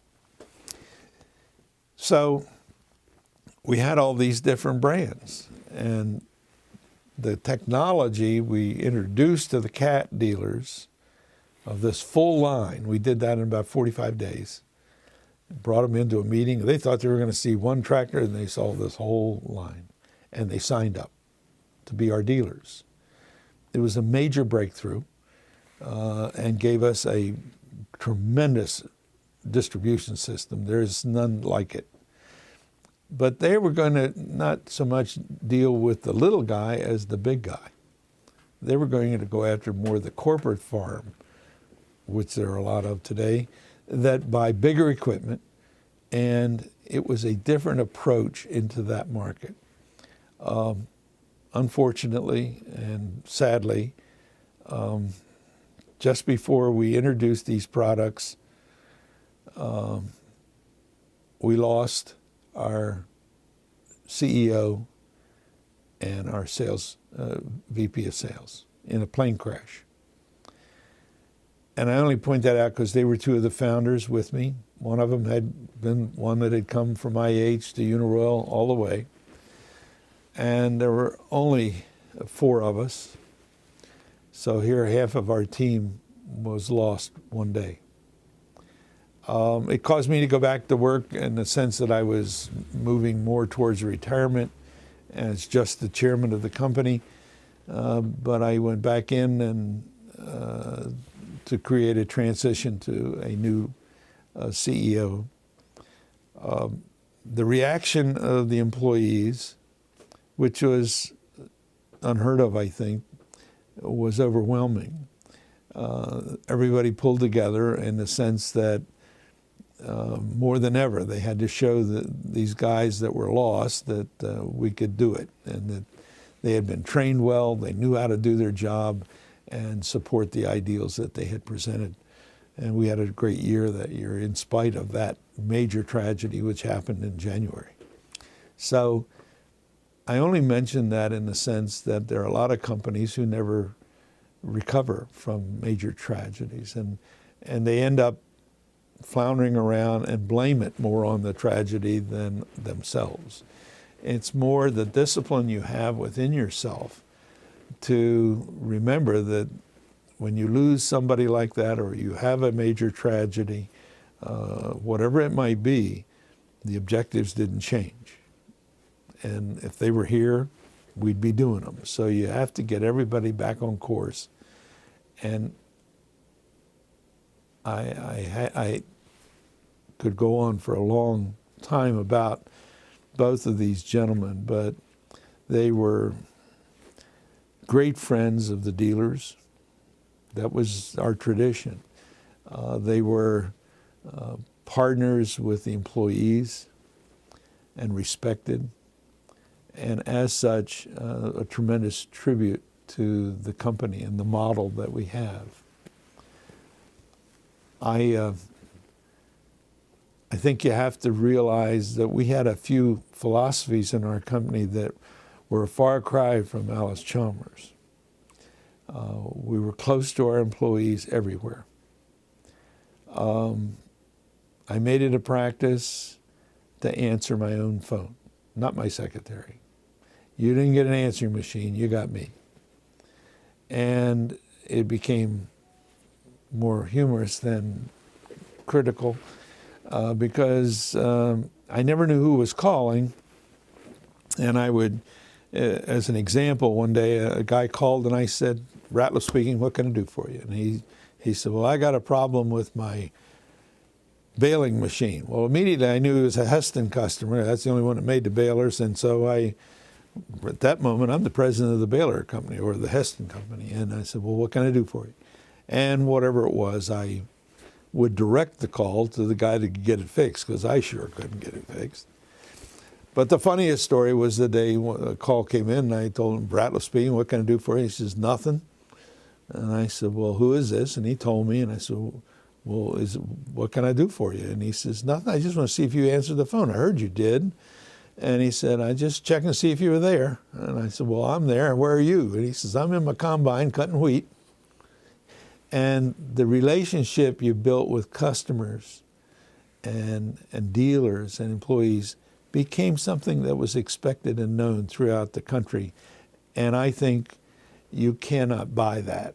That's part of the experience. That's part of the company that people got to know. And I think it helped us become successful. I would only say to you that after the cat deal, we moved strongly to develop the cat business. It cost us about $25 million to get in that business, and the revenues were well over $500 million, the last I heard. So, and it's global. We sell to cat dealers all over the world. So that was a major acquisition. The one big one after that I think was my last acquisition. And by the way, for what it's worth, in most corporations, when they make an acquisition, they hire an investment banker to go out and figure out what to do. We never did that. I wouldn't allow that to occur because, unfortunately, the investment banker didn't have to run it after it was over. I mean, here, I got your deal, now you try to run it. And what we did was do our own. We had a team within the company of very qualified people that knew what to look at, about 5 of us. And we would go look at a company, determine what was valuable, what isn't, what do we got to look out for, what's a problem, and come back, put it all together and say, how much can we afford to go for this? The last one was a company that I'd been trying to buy all along. I'd been to Finland a few times because they had a good tractor business there that I thought would be fit for the northern region of Europe, and they were number one in that area. And I'm trying to put the pieces together. And it was owned by the government, and it got very close. I thought we had it purchased, but the union got a wind of that and went to the Congress of Finland and stopped the deal because it wasn't a Finnish company, which is understandable, and yet was very disappointed that we didn't get it. But I always kept it on the radar and kept watching. And pretty soon what they did was the government sold it off to a private enterprise in Finland who was in elevators. And I thought, he doesn't want the tractor business, so I went to see him and introduced myself and said, look, we'd like to buy that tractor business you just bought. And he said, well, okay, I think I'd sell that. And he did, except he did hire an investment banker to sell it, and it ended up open for bids all over the world. So for the first time, after making 20-some acquisitions, we had serious competition. Again, knowing what you're buying is quite important. Obviously, the company was located in Finland. Obviously, their position was very strong in Finland. And obviously, that was what everybody thought we were going after. And the bidding got a little reckless, but nevertheless, it got up to roughly $1 billion. And we bought it. We got it. And right away, the investment community was quick to say, you overpaid, what in the world have you done for this? But what they didn't realize was also a part of this transaction was the division of this company that was in Brazil. And they were number 2 in Brazil. Remember, we were number 1. And with number 2, we had 60% of the market. So most people didn't even know they had a division in Brazil. It was quite good, quite strong. Some were worried that we wouldn't get government approval. I wasn't too worried about that. Brazilians are wonderful people, and they're very practical. If you explain that, hey, we're not getting rid of anybody's job, we keep the brands. Look at us all over the world. We got all these brands. You won't know the difference. But we will get some assembly of componentry and engineering and things like that that make it a better product so we can export it. Now you get export credits, and we got approval. Nevertheless, that acquisition really took the company up another notch, and we're very strong in Europe, very strong in South America. We have number 1 in South America all over the place. And actually, smaller here in the United States than in those areas of the world. China is opening up, but that's still primitive, and amazing that for a country that has so many people, its agricultural program is in the dark ages. And I have to share a story with you. You know, you go after everything. You hear China is the place to be. So I went and met with a minister in China and said, how can I get here in your country? How can I build tractors here in China? And he said, fine. You know, he would build the factory. He would bring the workers. All we had to do was bring the technology and train the workers, and we could build the tractors right there. And I thought, well, that is, you know, this is easy. This was easier than anything. And then I said, well, now we're going to need some dealers. And he said, what for? To sell the product. Oh, no, we're going to export all of it. We don't want it. And I said, but you're farming with sticks and rakes and primitive things. And he says, yes, and if I replace that, we'll have a riot that we can't control.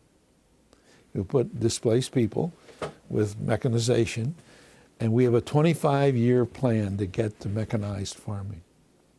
So not all the world's the same, and sometimes we sit here in the United States and look out and think everybody is just like we are. They aren't, and they have other problems and other issues. And as you travel around the world, the one piece of advice I could give to anybody would be, you have your own values here in the United States.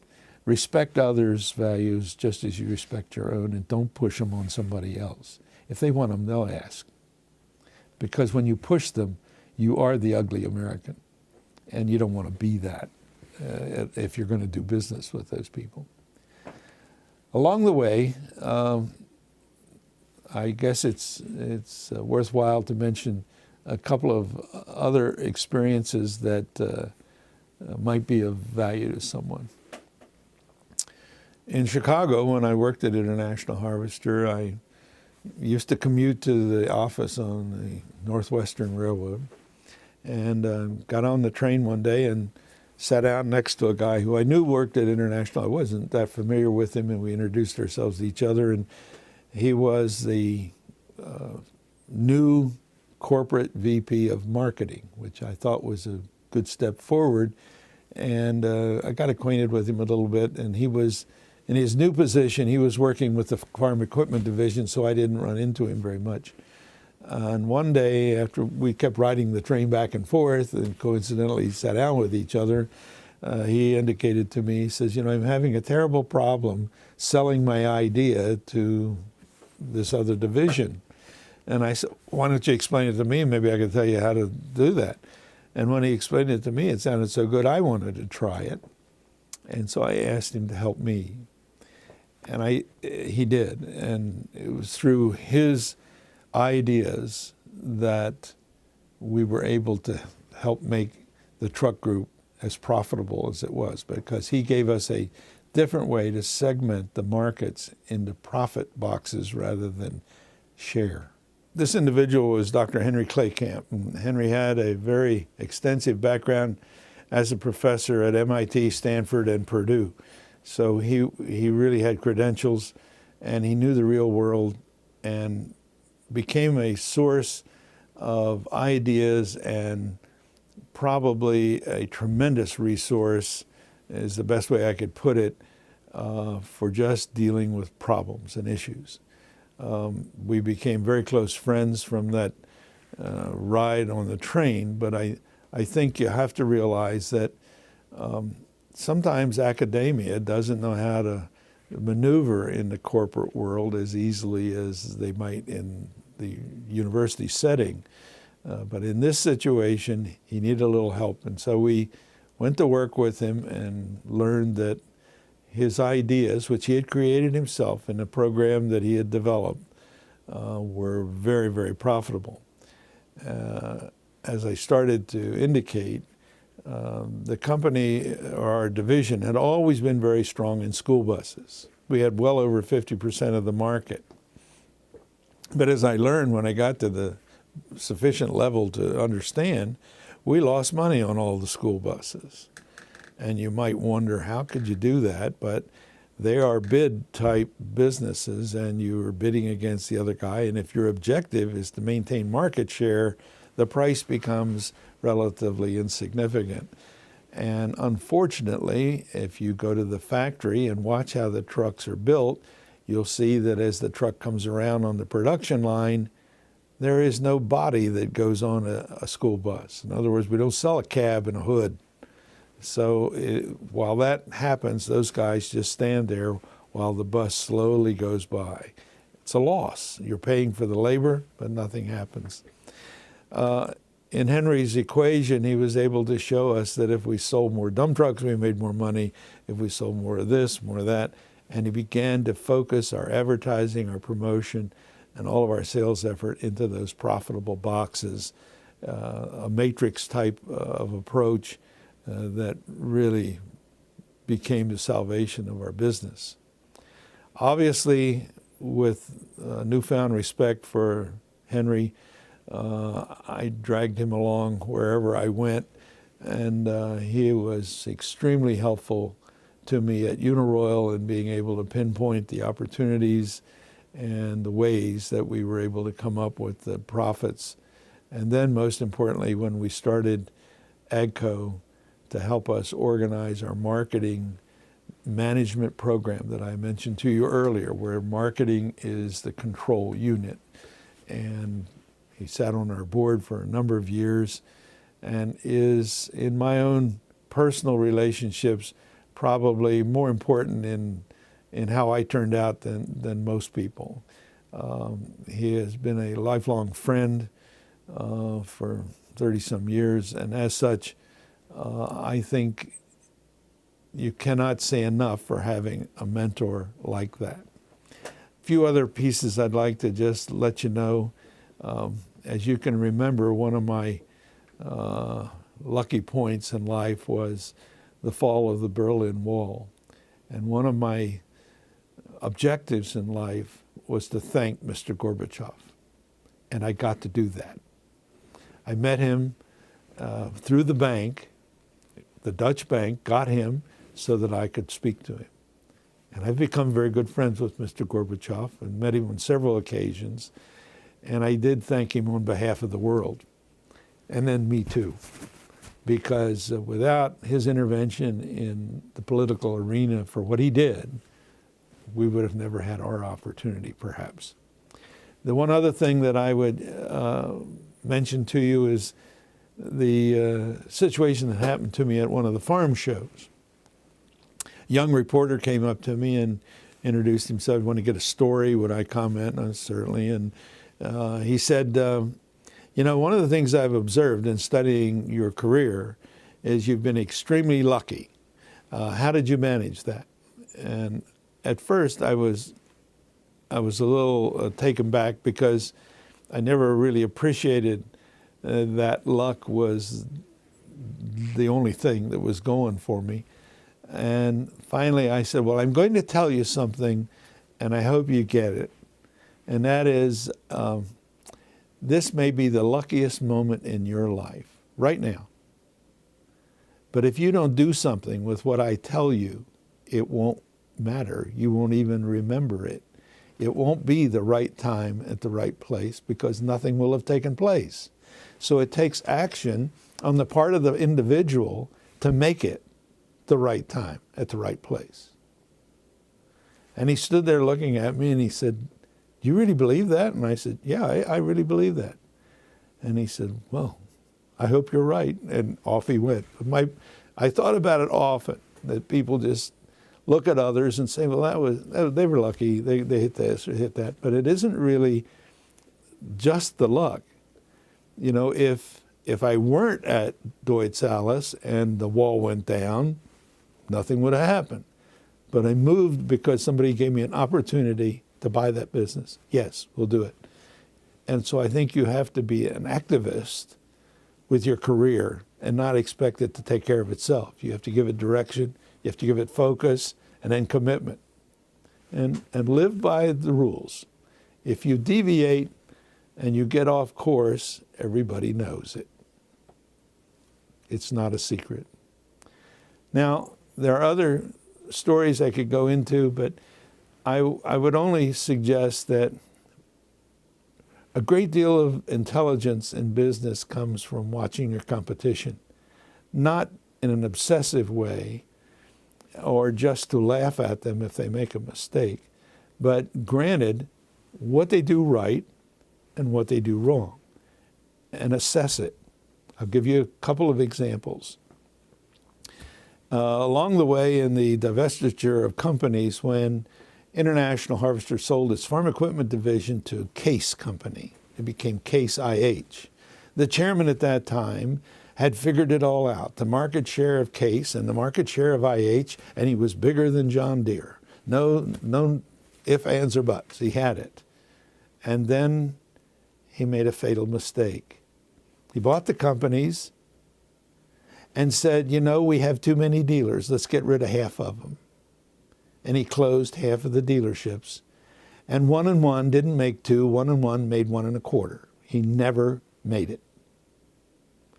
So you have to understand your observations, and if you make judgments, you better follow through on them and understand how they got there. I think there's another situation that you might recall from my experiences, and that is that fellow that told me I was number 4 to be the CEO. He's a good guy, and I'm sure his job wasn't very easy that day. And several years later, I was checking into a hotel, and he was standing right in front of me. And I tapped him on the shoulder and said, how's everything going? And he turned around and gave me the biggest hug you ever saw. he realized that just saying, hey, you're not going to go this route, didn't stop me. I just had to make some more decisions and get to the right place to do other things.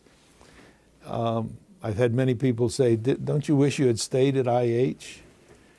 Well, if I had, boy, would I have missed a trip. So you have to be rational and open about opportunity and then move. You can't sit up and think about it and say, well, I did have that opportunity, but I didn't do anything. That's not going to be very interesting. So I think that it's probably worthwhile to summarize this in the sense that I started AGCO at age 59. I woke up one day when the board said, you're 75, you have to retire. And I didn't realize that there was a mandatory retirement program. I probably wrote it, but I forgot about it. And I said, okay, that's right. That's what it says. I'm out of here. And I was out in 30 days. I was out. And to me, that was a chapter that is never going to be forgotten. And it's something I'm very proud of. And at the same time, I've moved on because I'm not dead yet. And I think retirement is the opportunity to use all those experiences for other things that don't have to be personal enrichment. That's nice, but that isn't the total objective. But you can share experience, share ideas, and share thoughts with people that maybe make their judgments a little bit better. So I've been pretty busy in retirement as well. What you been doing? Well, one of the things I got involved with was an individual was trying to invent a motor that was an alternative source of energy with drive power from magnets. It was an idea. He'd worked on it for a while. I guess I got caught up in the idea as well. And we supported his efforts for 2 or 3 years until it didn't materialize. That didn't mean it wasn't a good effort, and it didn't mean that it was a wrong effort. It just didn't materialize. But it's not the kind of thing you throw in the trash. You put it on the shelf and say, there may be an answer to that yet. So that's one of the things I've done for a few years. I went out and I helped organize and found a community bank and became the chairman of the bank. At a time when I joined, I thought banking was pretty easy. Since then, it's needed all the experience you could find to keep it solvent and afloat, and have just recently engineered a merger with another bank so that it will survive.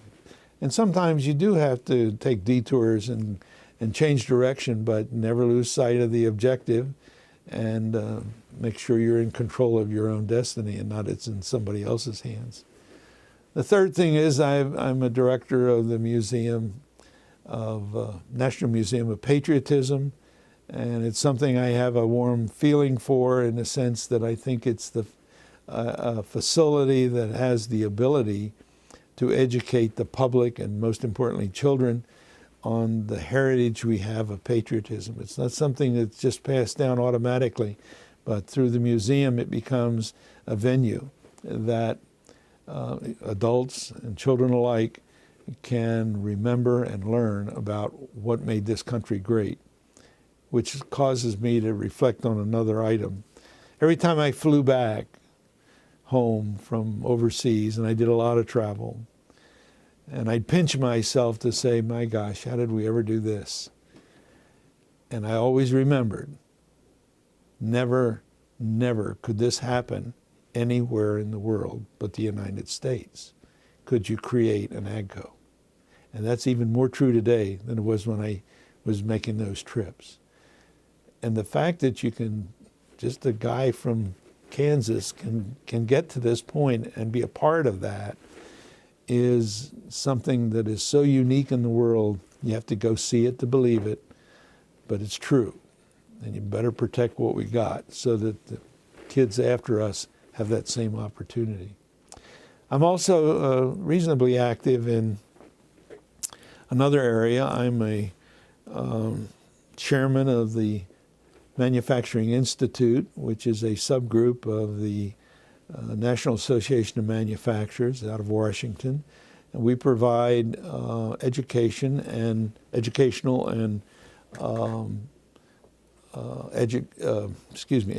and research for activities of business. For instance, price comparisons worldwide, the cost of manufacturing here versus the rest of the world. Or right now, our major program is creating a standard for jobs in America so that people can be qualified when they get out of school to get a job. Unfortunately, there's a gap that has developed so that the average kid out of high school can't enter industry easily without remedial programs. So I'm active in that. I'm also a director in the Association of Equipment Manufacturers, and they are the group that is mostly construction or farm equipment, forestry type equipment. I'm an honorary director there. I was a member of that for over 15 years, and I'm still kind of active in that. And I also manage the committee there on education and trying to bring kids into the manufacturing sector. It's not a dirty word, it's good business. And without it, we'd be in a terrible mess. One other incident I thought I should share because it also made a strong impact on me. Part of my job at AGCO, I was into lobbying, so I went to Washington to meet with the House and Senate members of the Agricultural Committee because, after all, I represented agricultural business and perhaps I could add something. And I was there and visiting with a congressman about 8 o'clock in the morning on a day called 9/11. And at that moment I realized our country was under attack. The congressman ran off to the Intelligence Committee, and I went outside to find smoke coming out of the Pentagon. And by the way, I was in the Capitol, which, as I later learned, was a target. The chaos, the confusion, the utter devastation mentally that went on at that day, and the fact I was stuck there for 2 more days because I couldn't leave town, gave plenty of time for reflection and way plenty of time to watch the buildings of the Twin Towers fall down on TV several times. And you begin to reflect on how small you are, how meaningless a lot of things are if you don't have your freedom and you can't do the things you want to do with your family. And of course, during that day, there were several hours where you didn't know where your family was and they didn't know where I was. And these things are remembered even strongly in a family group as the event itself.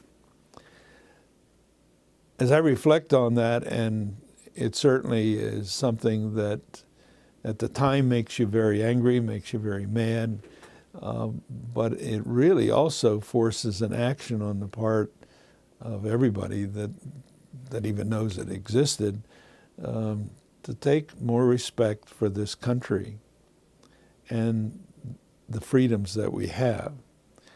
Life is not a bowl of cherries in the sense that you can just get up and everything takes care of itself. You do have to be motivated, and I would suggest self-motivated works better than any.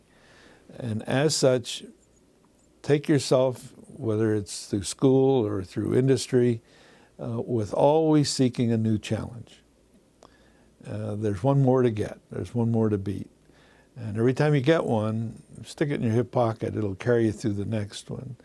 And as such, if we take advantage of the opportunities we have in our country and continue to be the strongest country in the world, then your opportunity to succeed, or mine, or my kids, is more assured than it would be if we don't pay attention. So I'd like to suggest that you apply yourself in what you do, And don't forget, the environment that you live in creates the opportunity for you. When I came out of college, it was obvious that you had to find a job, and I applied in places that were relative to my education, which was somewhat industrial engineering. And my first employment was with Westinghouse, which at those days was somewhat the electronic comers, if you will. And I was scheduled to go to work, but I had gotten a call from a individual at International Harvester Company to come and see him before I went there. And I knew this person because my dad had worked for International Harvester Company. And I went in to visit with him, and he said, "You're not going to this Westinghouse. You're going to go right here. You're going to work right here." And he was very persuasive, almost to ridicule me that I would go anyplace else, because my father had worked for that company for 30-some years, and that it was only right that I should try my luck at that. And that wasn't completely foreign to me in the sense that it was a truck division of International Harvester Company. I was somewhat enamored with cars, and trucks wasn't that far away from that in the technology side.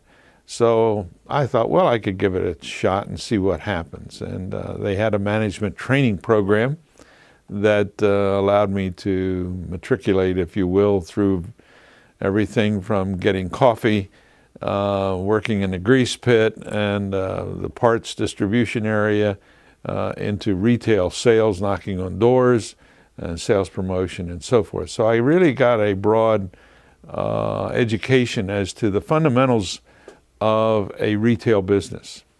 And it stuck, and I guess they kept moving me so frequently I never had time to think about not liking what I was doing or had the time to look elsewhere.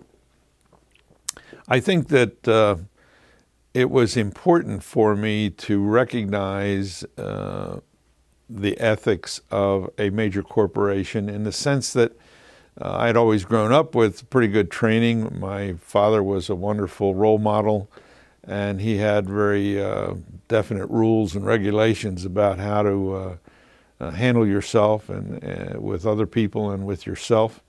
But when you get into corporate life, some of those things in some companies are lost. But at International Harvester in the 50s, when I joined them, there was a very strong work ethic.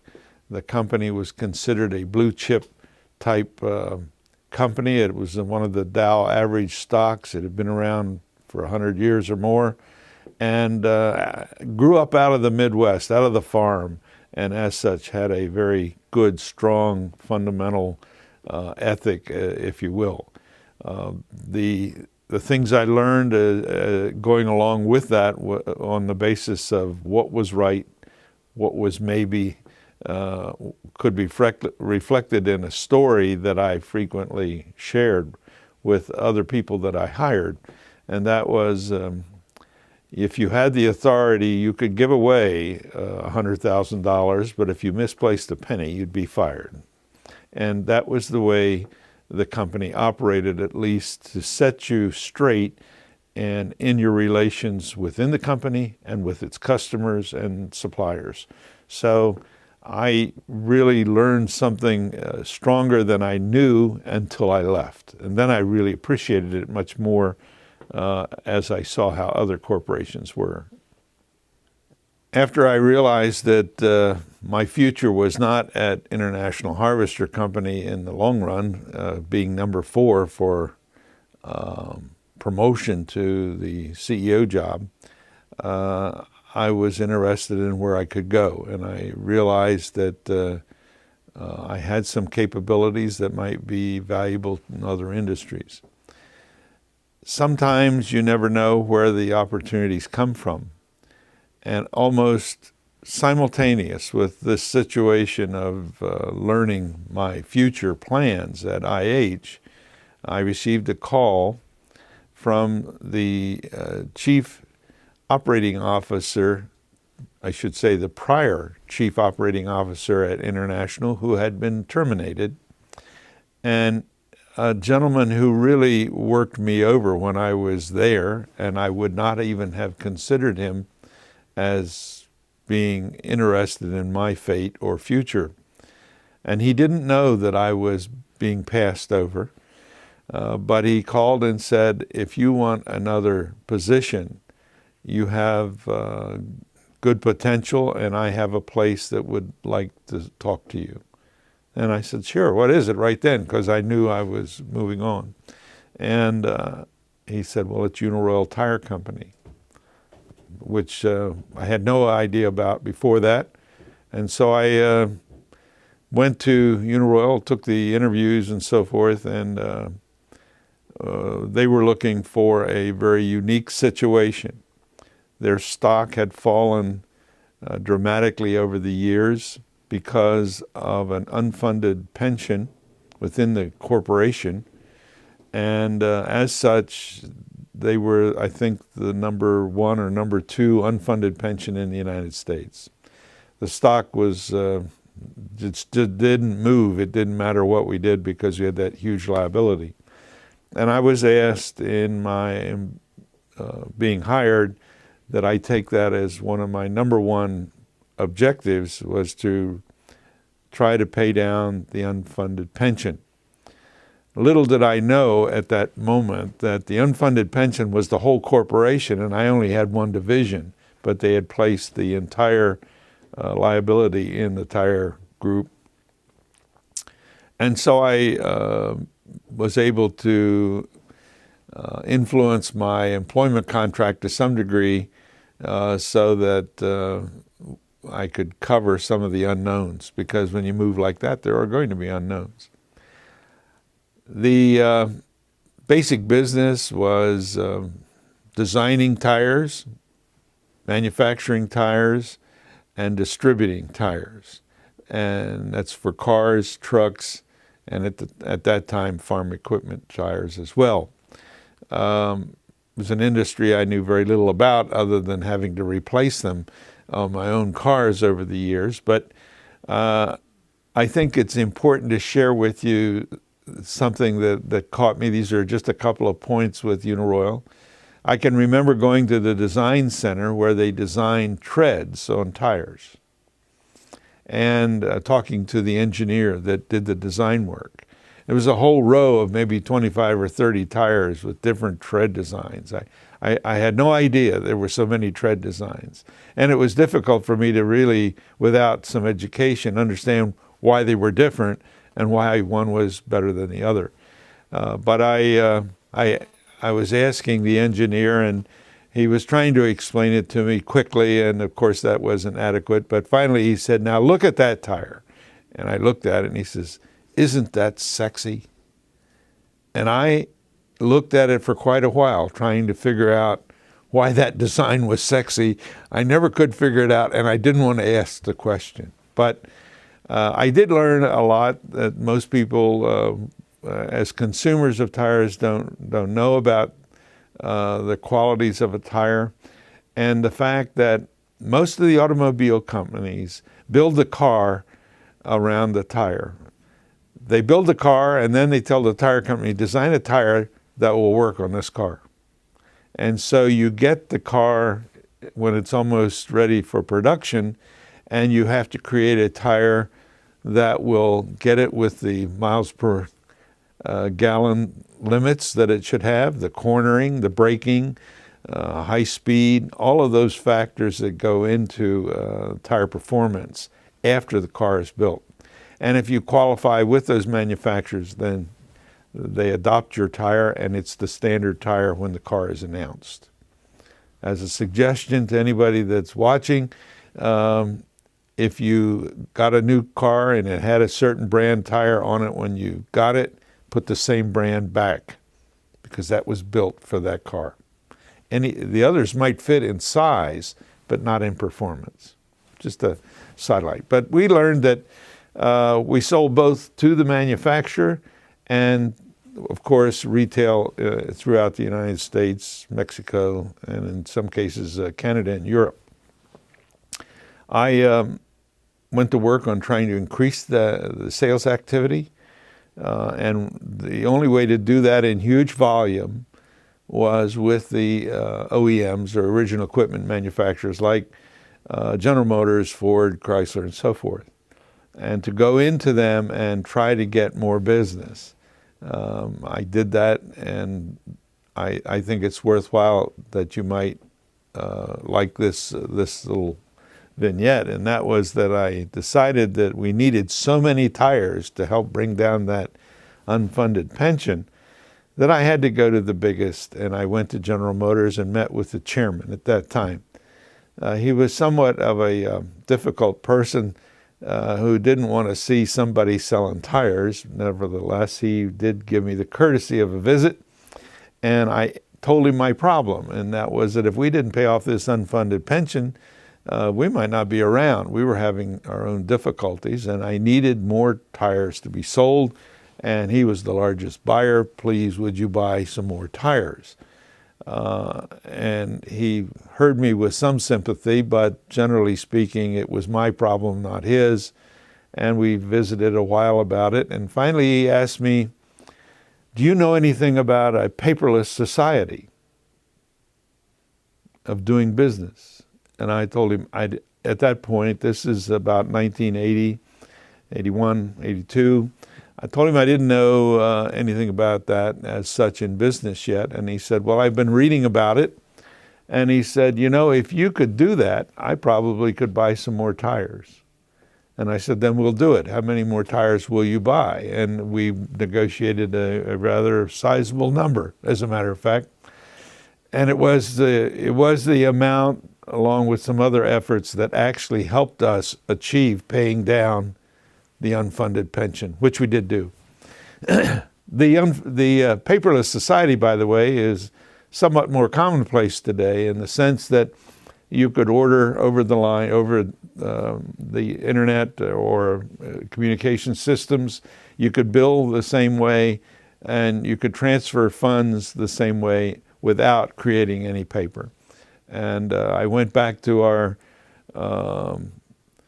information systems people and called them together and asked them if anybody knew anything about a paperless society, and they all looked at me as if I had crawled out from under a truck or something, and I found out none of them did. And I said, well, the job is find out, because we're going to do it. And they went to work, and a great group of people, and they loved the challenge of innovation. And we did it. We pulled it off. We were the first ones in Detroit to ever create such a transaction, and it really paid off for the company. I think it's important, I made some comments that it was a different company, a different culture. And certainly then I could reflect more distinctly on the difference of ethics and behavior from what I had learned at International Harvester. It was a little bit more cutthroat, it was a little bit less compassionate, and it was more short-term than long-term. And by that I mean your relationships. Our dealers, in almost every case, was what we would call a multiple line dealer. He sold everybody's tires, so he was no more loyal to Uniroyal than he was to Goodyear, or he may have been more so to somebody else. So you didn't have that relationship with your dealers in every case. You did in some. The other side was the dealer was dealing with the consumer market, always trying to stimulate retail sales activity through any kind of promotion that would work. And you always feared, and it happened many times, that your very best tire would be put on sale to bring in customers, and they would sell them somebody else's tire, called bait and switch. Very active program among tire companies. This was something I was not used to in our prior business, and certainly something that's not looked upon favorably in any retail situation.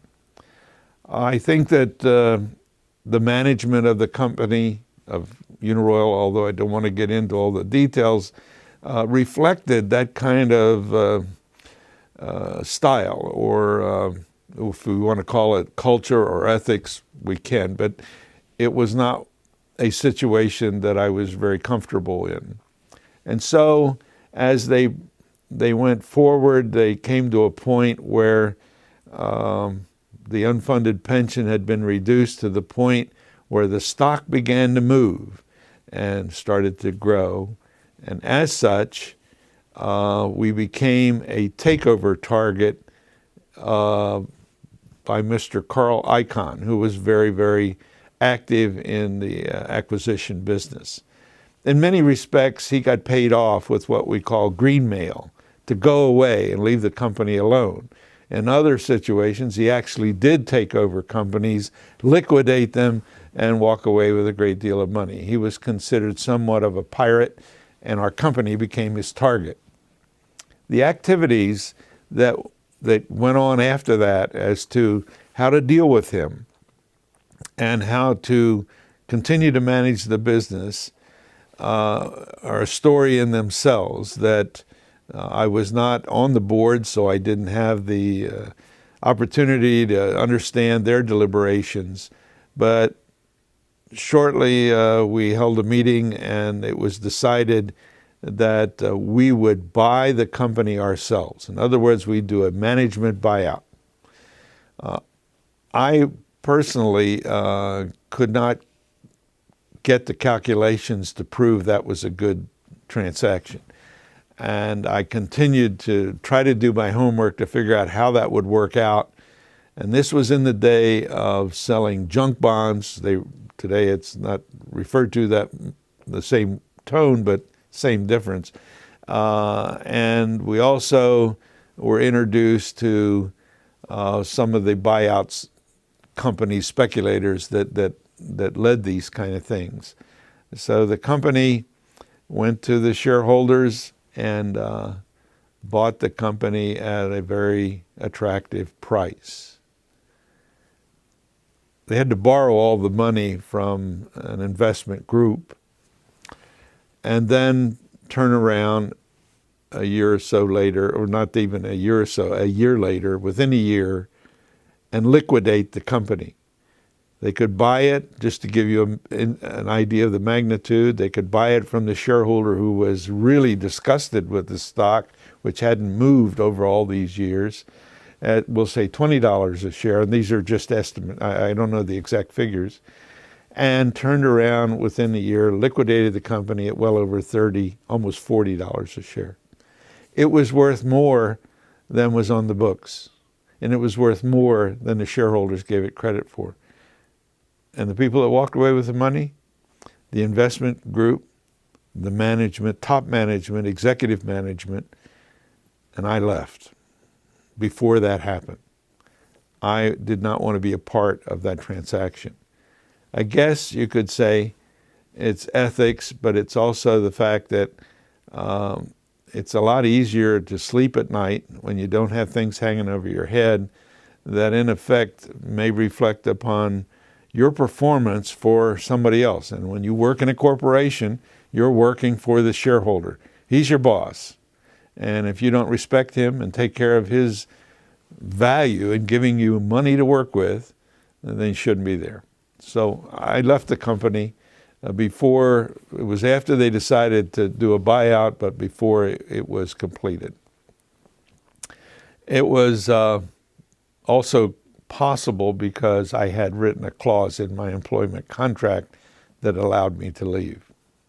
So it was quite an experience into corporate life, not only in another company, but in a tremendous industry like the automobile industry, where it's somewhat unique to Detroit and to that area, as well as all over the world, and how they do business with automobiles.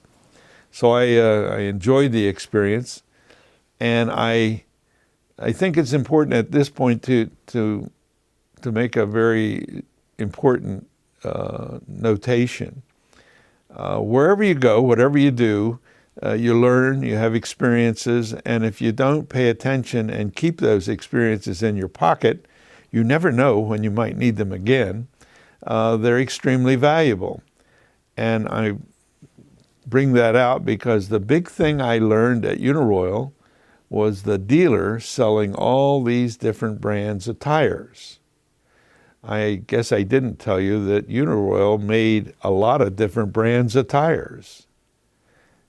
The treads that were sexy and all that, they just switched the labels on the sides of the tires and made other tires. And I can tell you some of them were the Kmart tires, Big O tires.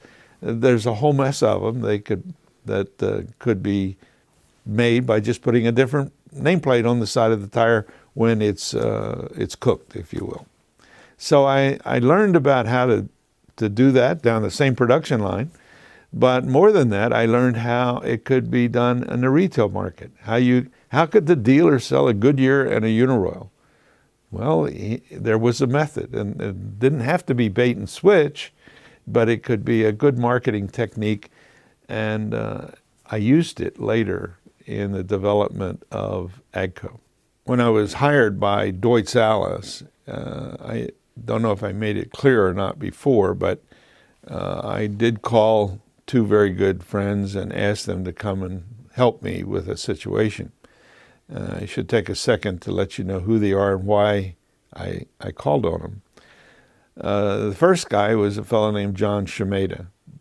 John was someone that I had hired from right out of college when I was in New York City with International Harvester Company and manager of fleet sales for the eastern area there.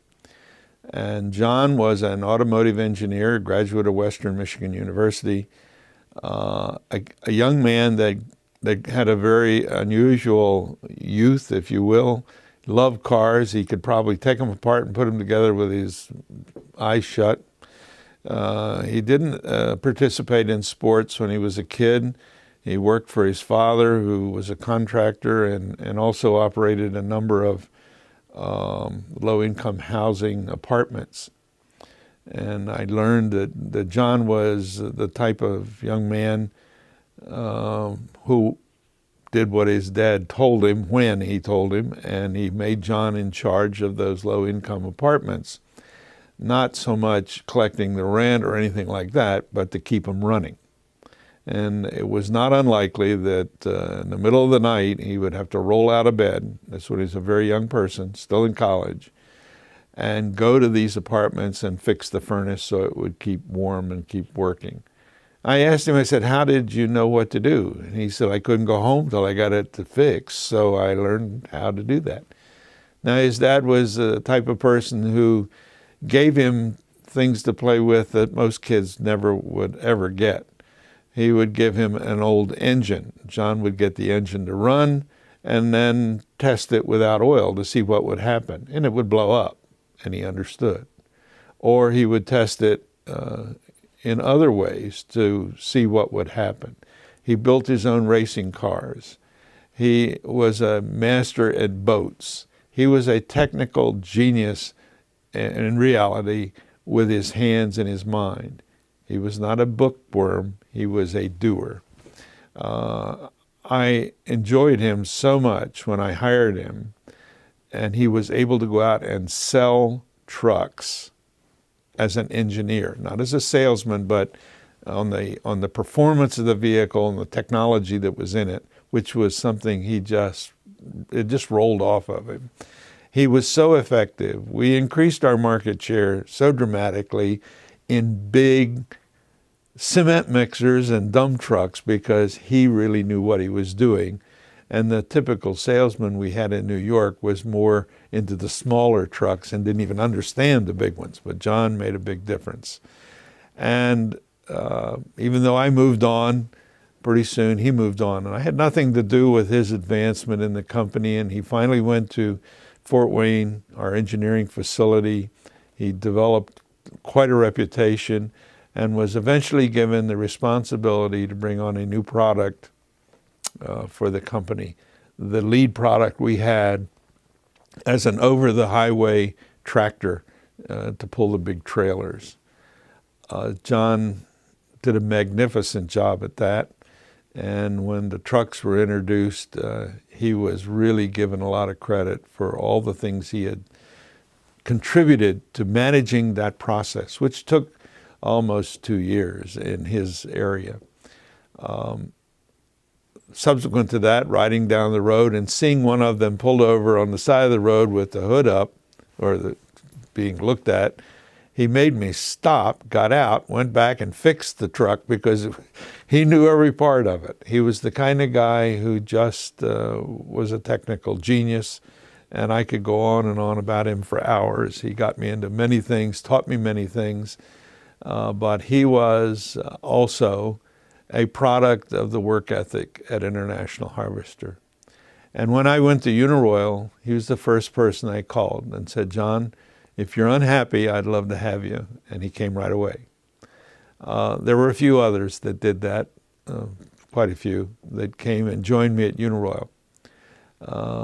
Uniroyal was not the greatest experience for any of us, except it woke us up to how much we had in our repertoire from International and what we could do with opportunity. The other person that I wanted to bring with me in going to Deutz Alles was a gentleman by the name of Jim Seaver. When I had worked at International and I had been sent to Atlanta, Georgia, as a district manager over the 5-state area there in the Southeast, Jim Seaver was a new employee just out of college, and he attracted my attention because of some similarities. His father had also worked for International Harvester Company as an auditor, the feared auditors that had always lurked around our business with a very heavy hand. Not that his father was heavy-handed, but I mean, that was their role. And so I knew he had a good background and certainly an interest in succeeding. I tell you a story later on about, or I'm not sure whether I've already told it or it's later on, but of the development of used truck centers at International where we could move used trucks. And I took Jim Seaver and put him in the first one we ever opened right in Atlanta. He was a young kid, not married yet, and he went to work at it and did an excellent job. I was always impressed with that. Again, I left soon, and he went on and became a branch manager in different areas. He ran his own retail in Miami for one period, and then moved into Chicago and had other responsibilities in marketing. So he had gravitated to leadership roles within the company. And again, when I went to Uniroyal, I called him and said, "If you want to leave, I have a place for you." And he came right away. I had a number of people that rewarded me by coming along to help with situations, but they were the two key people that went to Deutz Alles. One other individual who was already there by the name of Ed Swingle. Ed was probably the senior operating person at Deutz Alles, but in the parts area. He really knew the business, and he was a can-do guy that we enjoyed getting acquainted with, and certainly knew he had many years, I think 25 years with the company and its predecessor, Alice Chalmers. So he knew the history, he knew the dealers, and that was important to us in getting success out of that business.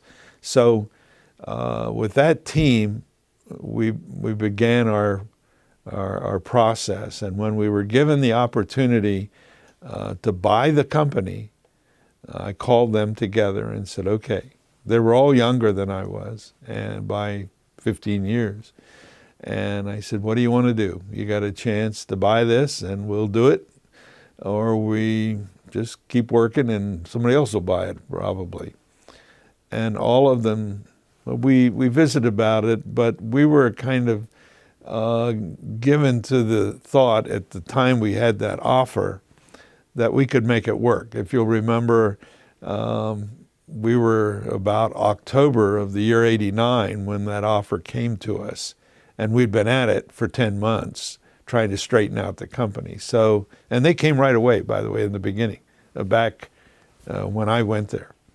So we had seen enough that we thought we could manage this.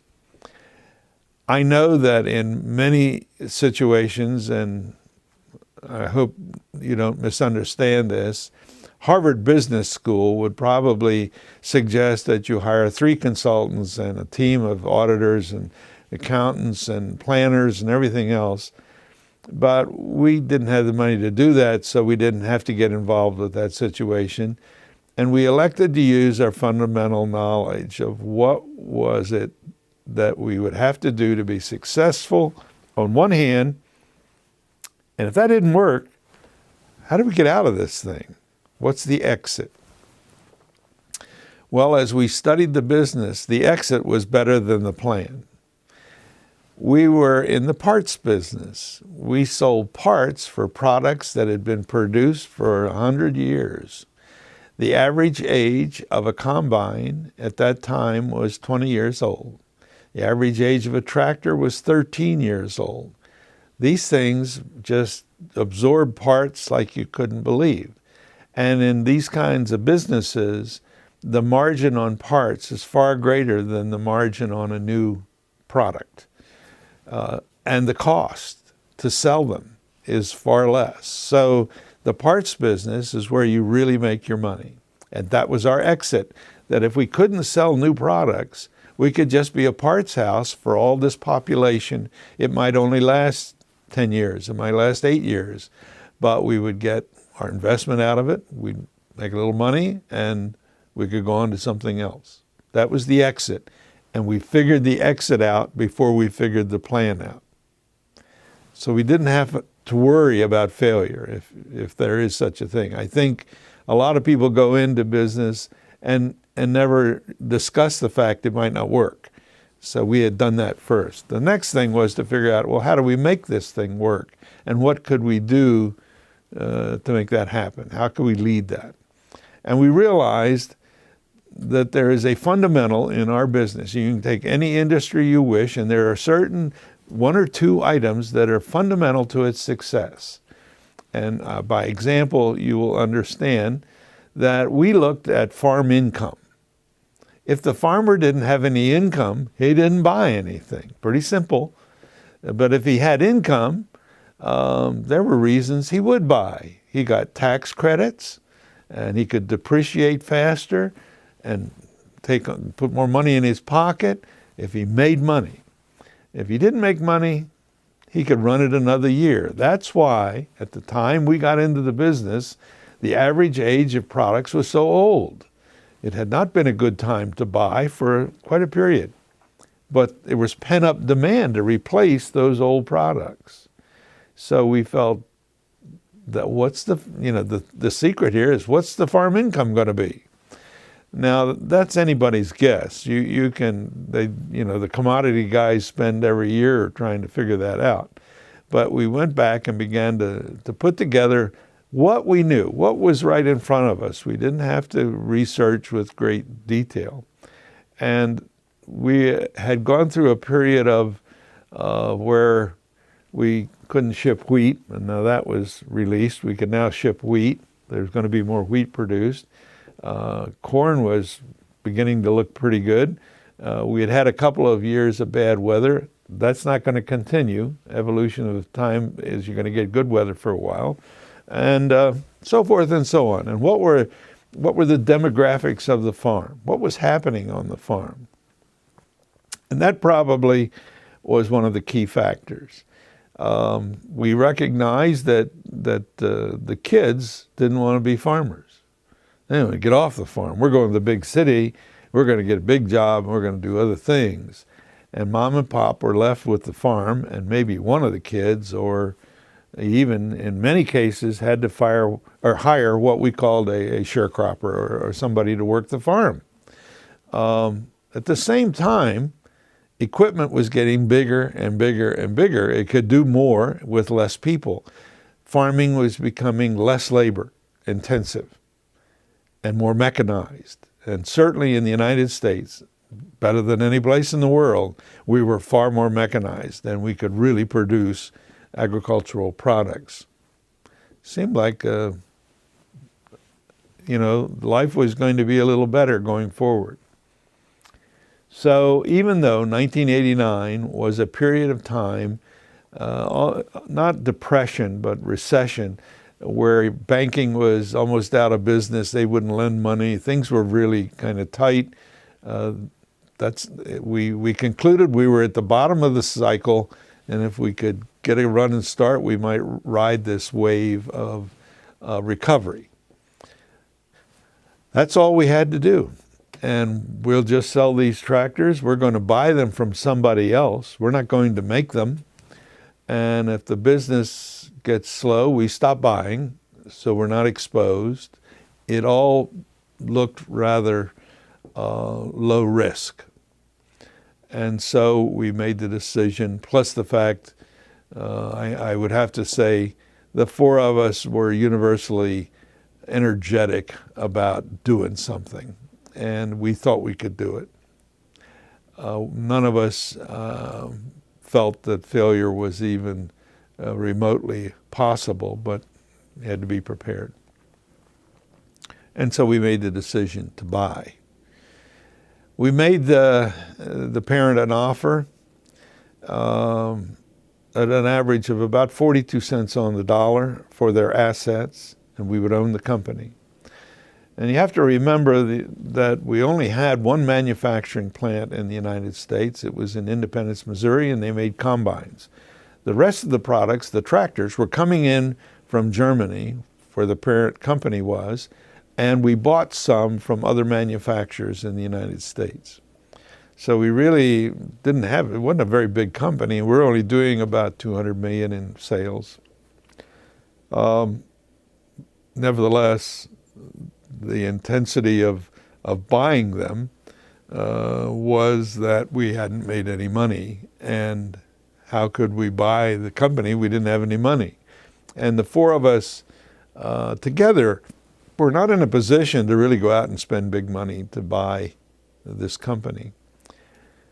We had several meetings, and several is an understatement, dozens of meetings with every bank you could ever think of or heard of. And we would go through our story, tell them what we wanted to do, and that we wanted to borrow enough money to buy this company. Everyone was extremely polite, and everyone said no. I met a lot of nice bankers and so forth, but the answer was no, and we really tried everybody. And it was not illogical in the sense that they denied us the money because we had no profitability in a track record. And we certainly, even though we had optimism about the future, there was not enough at that point to say the recovery was imminent. So we were without a method to do this. And we never gave up. I think it's important to share with you that as we entered this point of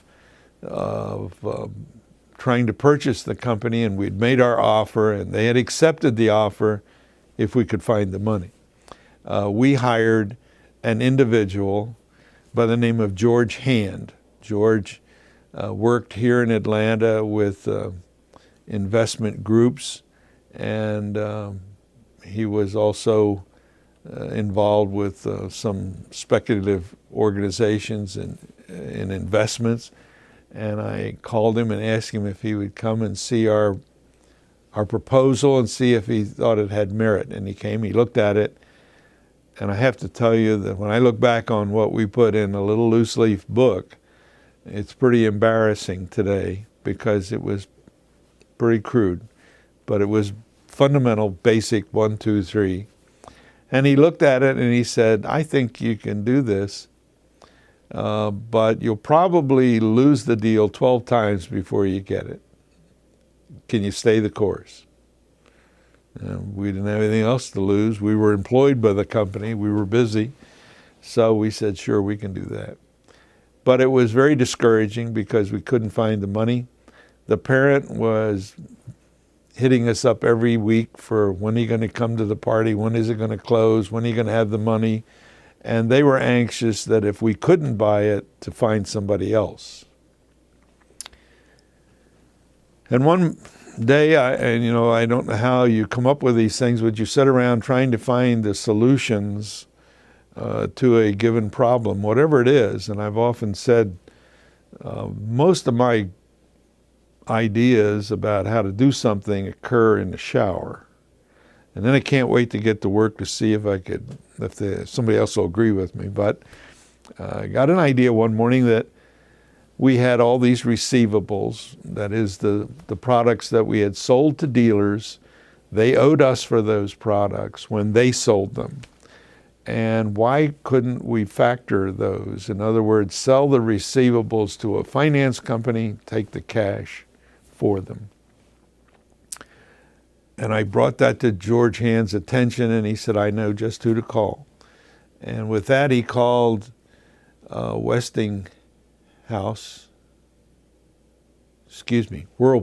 got the wrong company, who was starting a finance company to compete with Westinghouse Finance and GE Finance. Whirlpool thought they should have a finance group. And their new head was somebody George knew. And called him and said, hey, we have a deal for you. Would you be interested? And of course, timing helps sometimes. And this fellow was trying to grow his business, so he was very interested. And we had an agreement within about 3 weeks that they would do it. They would buy the receivables, and they were pretty heavily discounted. So then we advised the parent that we had the money through selling the receivables. At first, they didn't understand how we could do that, but I don't know if they do those kinds of transactions in Europe at that time, but they understood eventually. It was a little later when they really realized that we were taking their money to buy their company, in a sense. And we began to negotiate a lot of the details of the purchase. I can only share with you that some in these negotiations, and there are many in our history as we made all these different acquisitions, but this first one was quite unique. I can remember vividly that we had a negotiating meeting in New York City, and the table had to be 50 feet long, with lawyers around both sides and the principals. And I had with me our chairman at that time. Or at that point, he was going to be the chairman if we got a new company. He was actually a venture capitalist that was going to join us with an investment. And across the table was my boss. And he was negotiating for the German company. Siegfried Barschket, a wonderful man. Not because he sold it to us, but he was just a wonderful guy with us and always fair.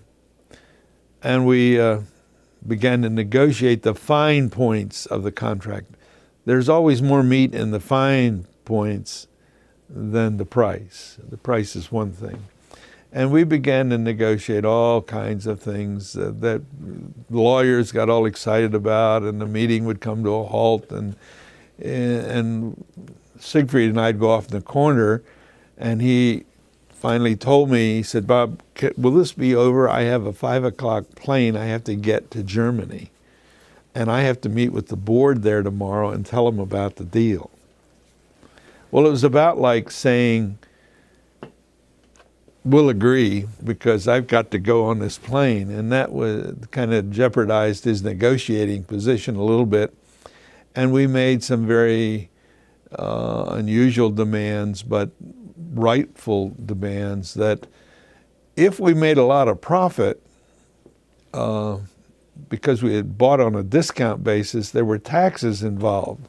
And we might not have the cash to pay the taxes because it was discounted dollars. And we got them to agree to pay the taxes and things like that. So there were a lot of other pieces to the transaction, but finally it was agreed to, shook hands, and the deal was sealed as far as the people. But now you have to go and have the actual contract written. And the lawyers went together and started writing it, and we finally had a week of closing. I thought it would be a day of closing, but it lasted a whole week. And we had 3 parties or 4 present. You had to understand that the parent company was there, of course, and they had a Philadelphia law firm representing them. Then there was Whirlpool, and they had a law firm representing them. And then there was us, whoever we were, the management buyout team, and we had a lawyer representing us as well. And we also had an accounting firm, Arthur Anderson at the time. And I have never heard so many arguments come up over a contract, but that was the typical format of the negotiations. And Monday night I would have told you it'll never happen. And then Tuesday it would come alive, and by Wednesday night it was dead again. And up and down all week long with issues that people wouldn't bend on, and they were more legal than they were substantial as far as the business process. And finally, on Friday at about 4 o'clock, we concluded these negotiations. These were not the issues of whether we buy it or not, but the document of the purchase. And when we finished, we were exhausted. I've never put in a more exhausting week in my life doing anything. And as I think I mentioned before, I invited everybody for a drink, and we all fell asleep at 5 o'clock. So we were just wiped out. To make that decision to buy it was not as difficult, because we really had risked nothing. We had some investment in the business, but it was rather minor. And as such, we felt we knew the risks, we knew we had an exit. We were pretty comfortable with the situation. The outside world, the analysts, not many paid attention to us because we weren't public, but even the outside people like Arthur Anderson said we didn't have a chance in the world. Even though they were our accounting firm, they were upset with our accounting systems and everything. So there were a lot of areas that needed to be repaired and improved. But the odds were this was not a slam dunk by any means. Certainly, we didn't make any noise about it. We just went to work. And as they say, the rest is history. Along the way in our business, we had used Perkins diesel engines in our Massey Ferguson products. And this was a traditional engine with that tractor long before we bought it. As a matter of fact, originally Massey Ferguson owned the Perkins engine company. But when we bought the Massey Ferguson tractor, we didn't get the engine business, so the prior owner still had that. And eventually he negotiated a transaction wherein he sold the engine business, Perkins engine, to Caterpillar, and they became our supplier. And it was our first direct transaction with Caterpillar, and the opportunity to get to know their management and their team. And each year their chairman would come by and were we happy, and he would call on us as a customer. And I approached him early on that I knew he was making this track tractor called the Challenger. And from my observation, it was a big loser financially. And did he have any interest in our distributing his product? Because I thought we had a better chance of selling it than his dealers, who were identified as construction equipment dealers only. He denied that he was of any interest, and was very polite, but said no thank you. Each year I asked him. It was almost an annual event, and it got to be a little funny after a while. But sooner or later he retired, and then I asked his successor. And that was when I found out that most of the management at Caterpillar didn't like this project at all. But it was the baby of the prior chairman that I kept trying to get him to sell it to me.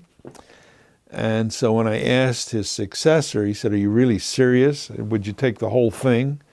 And I said, "Well, yeah, whatever you'll sell, we'd be glad to have it." And he said, "Well, we're not ready to sell it. I just wondered what you were talking about."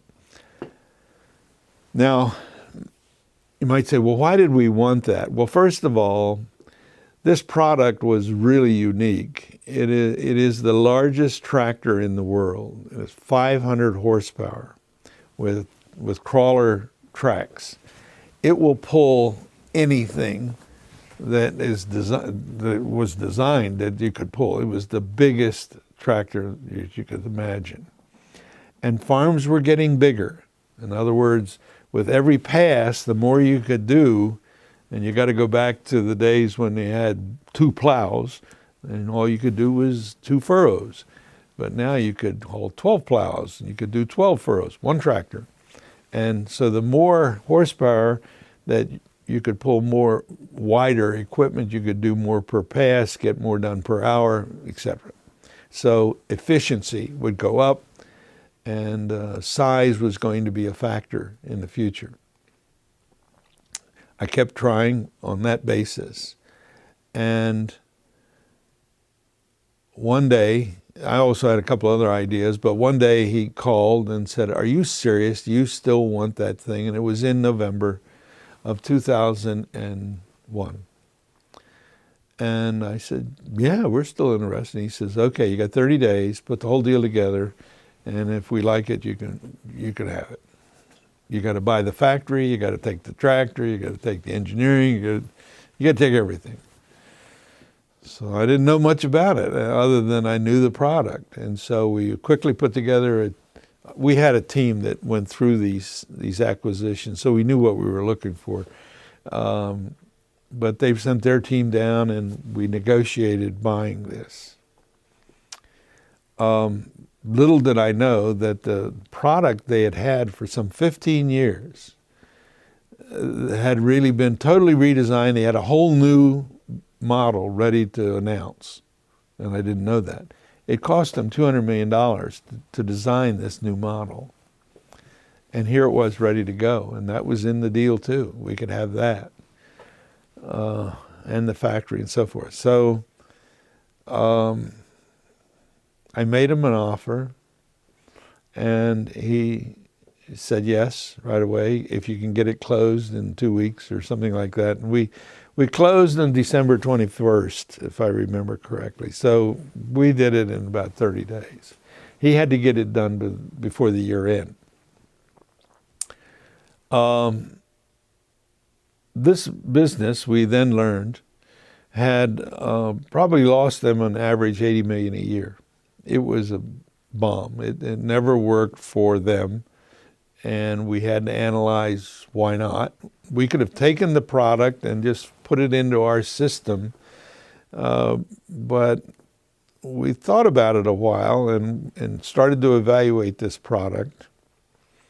And it's when we recognized that our dealers sold mostly small tractors. And what were they going to do with this great big thing? I mean, would they know how to sell it? Did they know the farmers that buy this kind of thing? And that was one issue. The issue I was looking at, and it's a little bit more fundamental. You hear the expression, "it takes money to make money." Well, not necessarily if you think of our deal, but on the other hand, when it comes to independent businesses like dealers, there is no comparison to a Caterpillar dealer. They are the epitome of dealers in the world for heavy equipment. There is no one close to them. They're unquestionably way out in front. And every one of their dealers, without exception, is a millionaire, and maybe a multi-millionaire. And I only use that reference because to emphasize their success. They are way, way ahead of everyone. And our dealers, by comparison, were the least financed in the country, the weakest, hand-to-mouth, deal-to-deal, and it's pretty hard to grow when you don't have the wherewithal to advance yourself. Status quo, you can keep going. But if you told one of our dealers, you've got to grow this business 20% next year, he couldn't do it. He wouldn't have the funds. He couldn't borrow the funds. He wouldn't have the stability to do that, the intelligence maybe.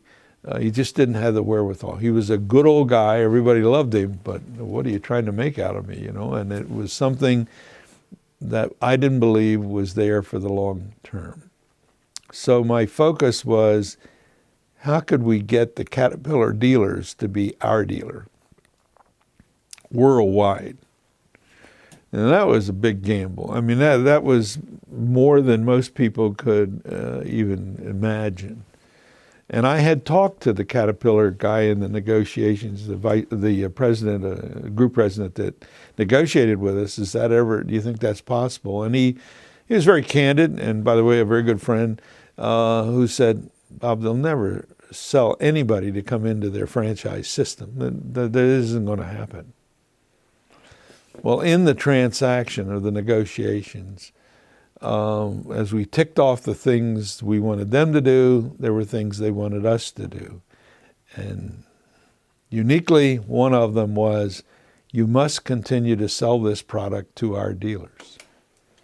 Now, the reason they said that was because their dealers had invested, although hadn't done very well, they had invested in training their people to service it. They had salespeople. Some of them had inventory, and they didn't want to kill it. They didn't take all that back and pay for that, so they wanted us to continue to supply their dealers, which I, not too reluctantly, agreed to do, because that was a foot in the door.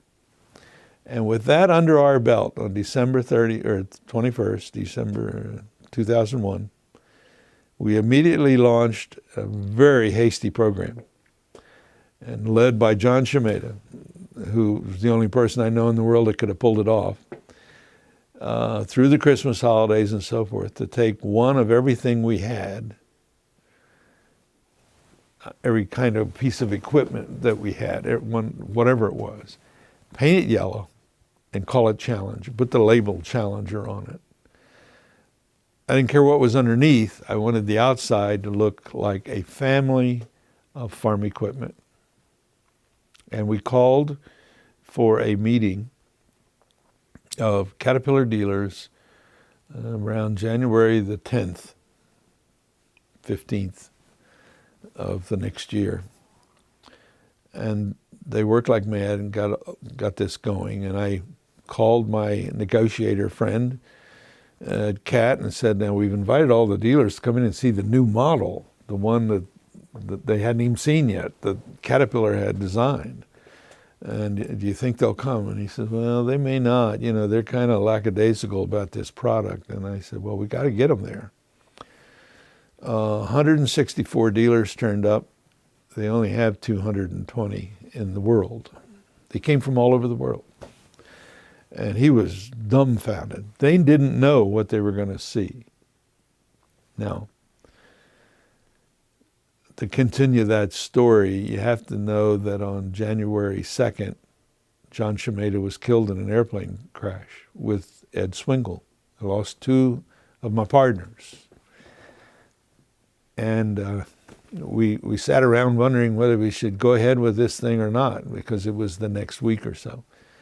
And everybody finally, well, Jim Seaver and I and others that were in the management team said, we better do it or they'll rain hell on us for the rest of our lives, because they had worked to get it ready. And we put up tents outside of our building there in Duluth, Georgia, and these dealers came in and we had them in grandstands, and we're going to show you your new products. And we came in with these little bitty tractors, and they got bigger, and these guys are wondering, geez, they're called Challenger, and they're yellow. And the CAT guy looked at me and says, what did you do? And I said, oh, we'll give them a few options for something else. And at the end was the new big tractor. And we asked them to sign up and be a full dealer with a private line called Challenger that nobody else would have but them. And they signed up. It gave us immediate entry into the most well-financed organization in the world to sell equipment. They had parts distribution second to none. They could support it. They had technicians. They have everything. And if you can't appreciate that, take a day and go to your local cat dealer. You'll get an education that is second to none as far as how a business should be run. It moved rather quickly from a very sad business at Caterpillar to a very profitable business at AGCO, and gave us another niche, another place to sell the big ones. And not only that, the dealer became able to take trade-ins of all sizes of equipment. He couldn't merchandise a trade-in of a small tractor on the big one. He had no market for that. People didn't come to him to look for that size tractor. But now that he was in the full business, he had access to the full market. This took a little gymnastics with our other dealers who were a little concerned at first. But we had already proven that years before, that you're as good as your customers see you. And if you want to stay competitive, you can be just as good as the cat guy, but you've got to get in there and hustle and do the things that provide more customer service than he can provide. It was a point of contention for a while, and it was something that management really wasn't totally ready to deal with. And this is where I missed John and Eddie more than anything else, because they had the ability to work with the dealers and probably get over the hump better than anybody else. The hump being that we now were close to conflict between dealers. Cat was so big in their market, and we might have 16 dealers around one, but they look bigger. And in my mind, although I never made it totally public, was the long-term vision, and I tried to work this out with dealers, that a mom and pop store that wanted to get out of business and retire had no way to do so in the prior environment. They could leave it to their son, but he went to the city. My long-term vision of solving that problem was based upon the evolution of dealerships. And if we sat down with some of our older dealers, the mom and pop type dealer, who had a limited investment, he really had no clear exit of getting out of the business for retirement. He didn't have a strong succession plan. And quite frankly, there weren't a lot of people standing around to put money in dealerships, because dealerships had been shrinking over the years. Again, as the farms became bigger, there were fewer numbers of customers, but larger volume, if you can imagine. So you didn't need as many dealers. And so they really didn't have an exit. In my mind, they did.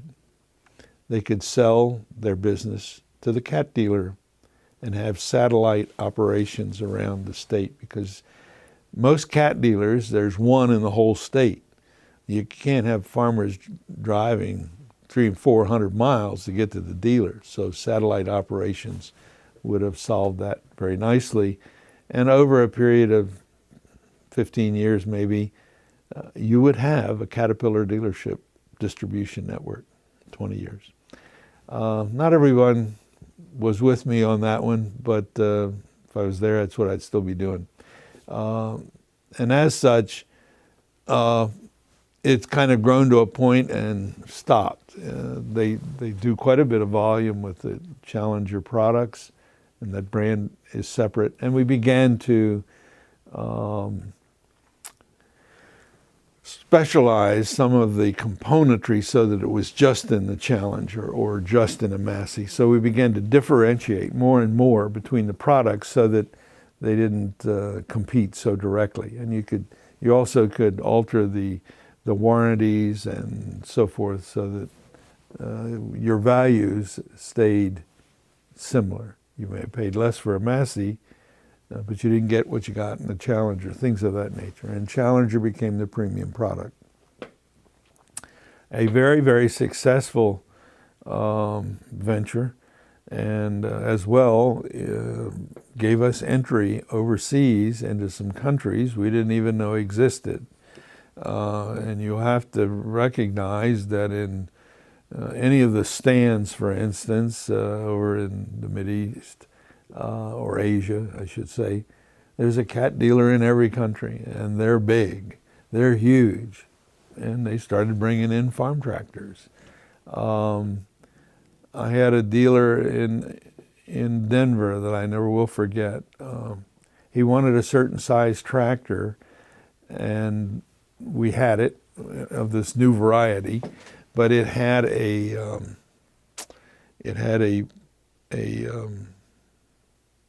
Valmet engine in it. It didn't have a Perkins, and it didn't have a Cat. And he wanted it to have a Cat engine. He said, I can't sell it with this other engine. And in his mind, he had to have a Caterpillar engine. So I said, well, okay, we'll try to get it in there, but Caterpillar doesn't have an engine to go in it right now. When we were working out the technology to get it in there.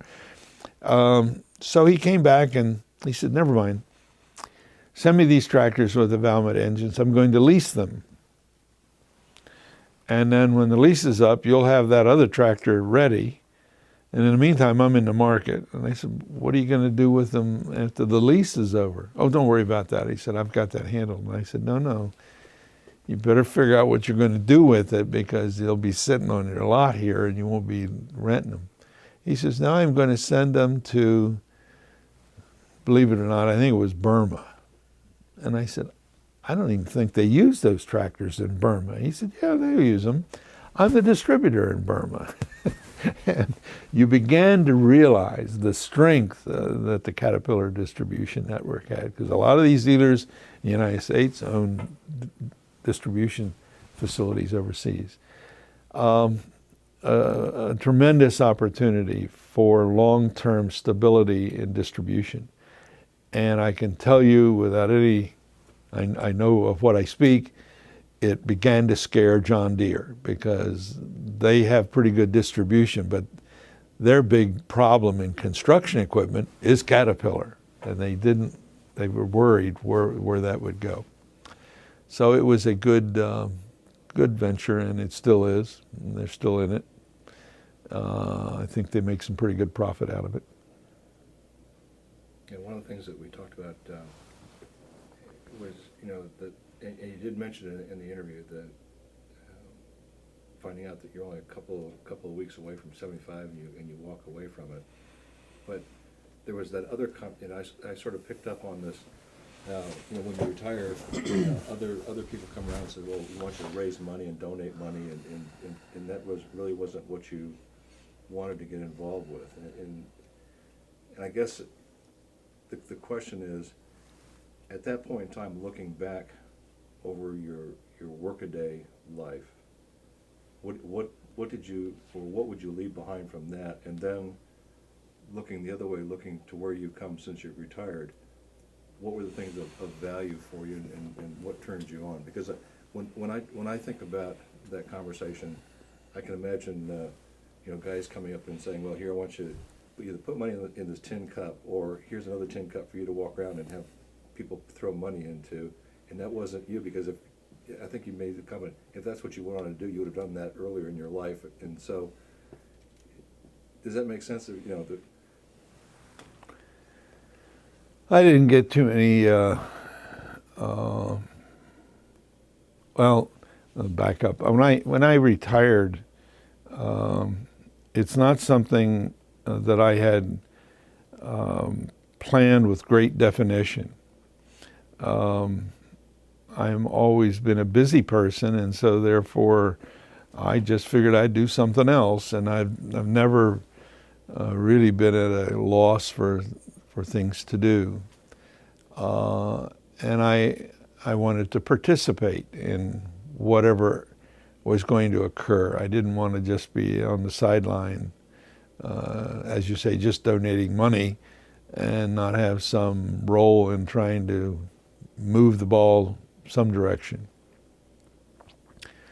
And it wasn't long after I physically retired that I had 2 or 3 opportunities, and I've probably had several since, that continually reach out for what I might bring from my experience to some new venture or some new idea, or even if it is a charitable situation, how can I help?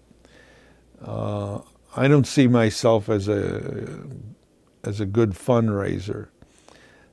We can talk about different people's styles, and I know that in many businesses they advocate high levels of participation in the Kiwanis and the Chamber of Commerce and this and that and the other, and I never had enough time to really get involved in that to any degree.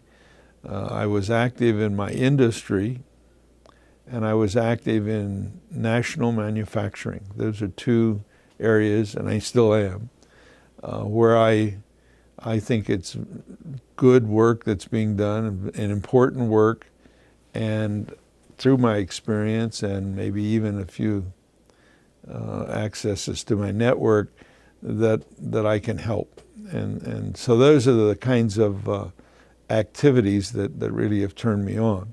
On the other hand, I have invested in a few things that are quite different, and I find that whether you're making trucks or selling trucks or tractors or tires or whatever it might be, there are a lot of principles that are still very, very similar. And it goes all the way back, if you will, to the ethics that you bring along in all those businesses that pay off just as well in small community operations such as a community bank or the development of new product ideas. They may be more of a venture than the stability of a large corporation, but it's at a time when you can afford to do that. You have the time to do it and some resources to help see that through. And of course, the one thing that happens as you get older is it's like you've been down this track. I made it. I got through this far, and by golly, now I want to tell you how you should do it. And you find out that you have a lot that you want to transfer to somebody else, and yet you have to be cautious to recognize that things have changed. The world has changed, and some of the situations have changed. And the best contributing factor you can share with people is that ethical basis for your business activities, and certainly the rewards of being creative and taking a chance every now and then. And as I pointed out once before, I think you have to do something to be successful. You can't wait for it to come to you, and you've got to be active. So you can still do that. It doesn't matter how old you are. And you can't just sit home and watch television. That won't do it. Vicki keeps telling me I can't just sit at home and watch TV all the time. She must be talking to you. Do you? I can't imagine you doing that. So, this has been a good long run. Well, it's a long run. I don't know how you're going to put it all. Anything that's a burning reflection that has to be put out there? And I guess there probably is something that I should reflect upon that would be a great point of wisdom. But on the other hand, I think you have to have somewhat of a built-in desire to be successful at whatever you do, and not focus on the reward. Just let it happen. If it's there, it's there. If it isn't, it isn't. But I think you have to please your inner self, that you've done the best job you know how, or that you could have done. And by the way, it isn't all just a nice, easy walk in the park. There are a lot of trying issues. There are a lot of conflicts. There are a lot of situations you just wouldn't believe were ever going to happen to you, but you have to keep your senses about you. And I guess the other thing I would share is that my wife is a good one at pointing out the stress issues. You're under stress, or you'll get sick if you're under stress, and you've got to be careful about stress. In our medical professions, they talk about stress all the time. And she often would ask me, are you stressed?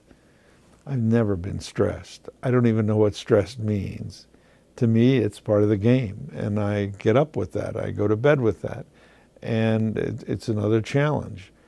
Stress is kind of when maybe you're over the top, you're where you don't belong, then you're really stressed because you don't know what to do.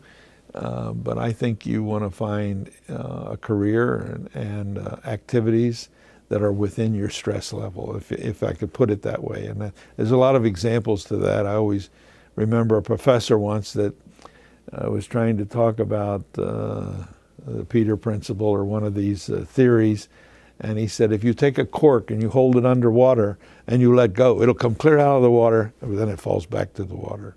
And in a sense, there are a lot of people that you witness in your career that have gone beyond their level of competence, and they're very stressed and they're not happy. And it's far more worthwhile to be at a level of, self-gratification than just striving blindly into something that you can't do.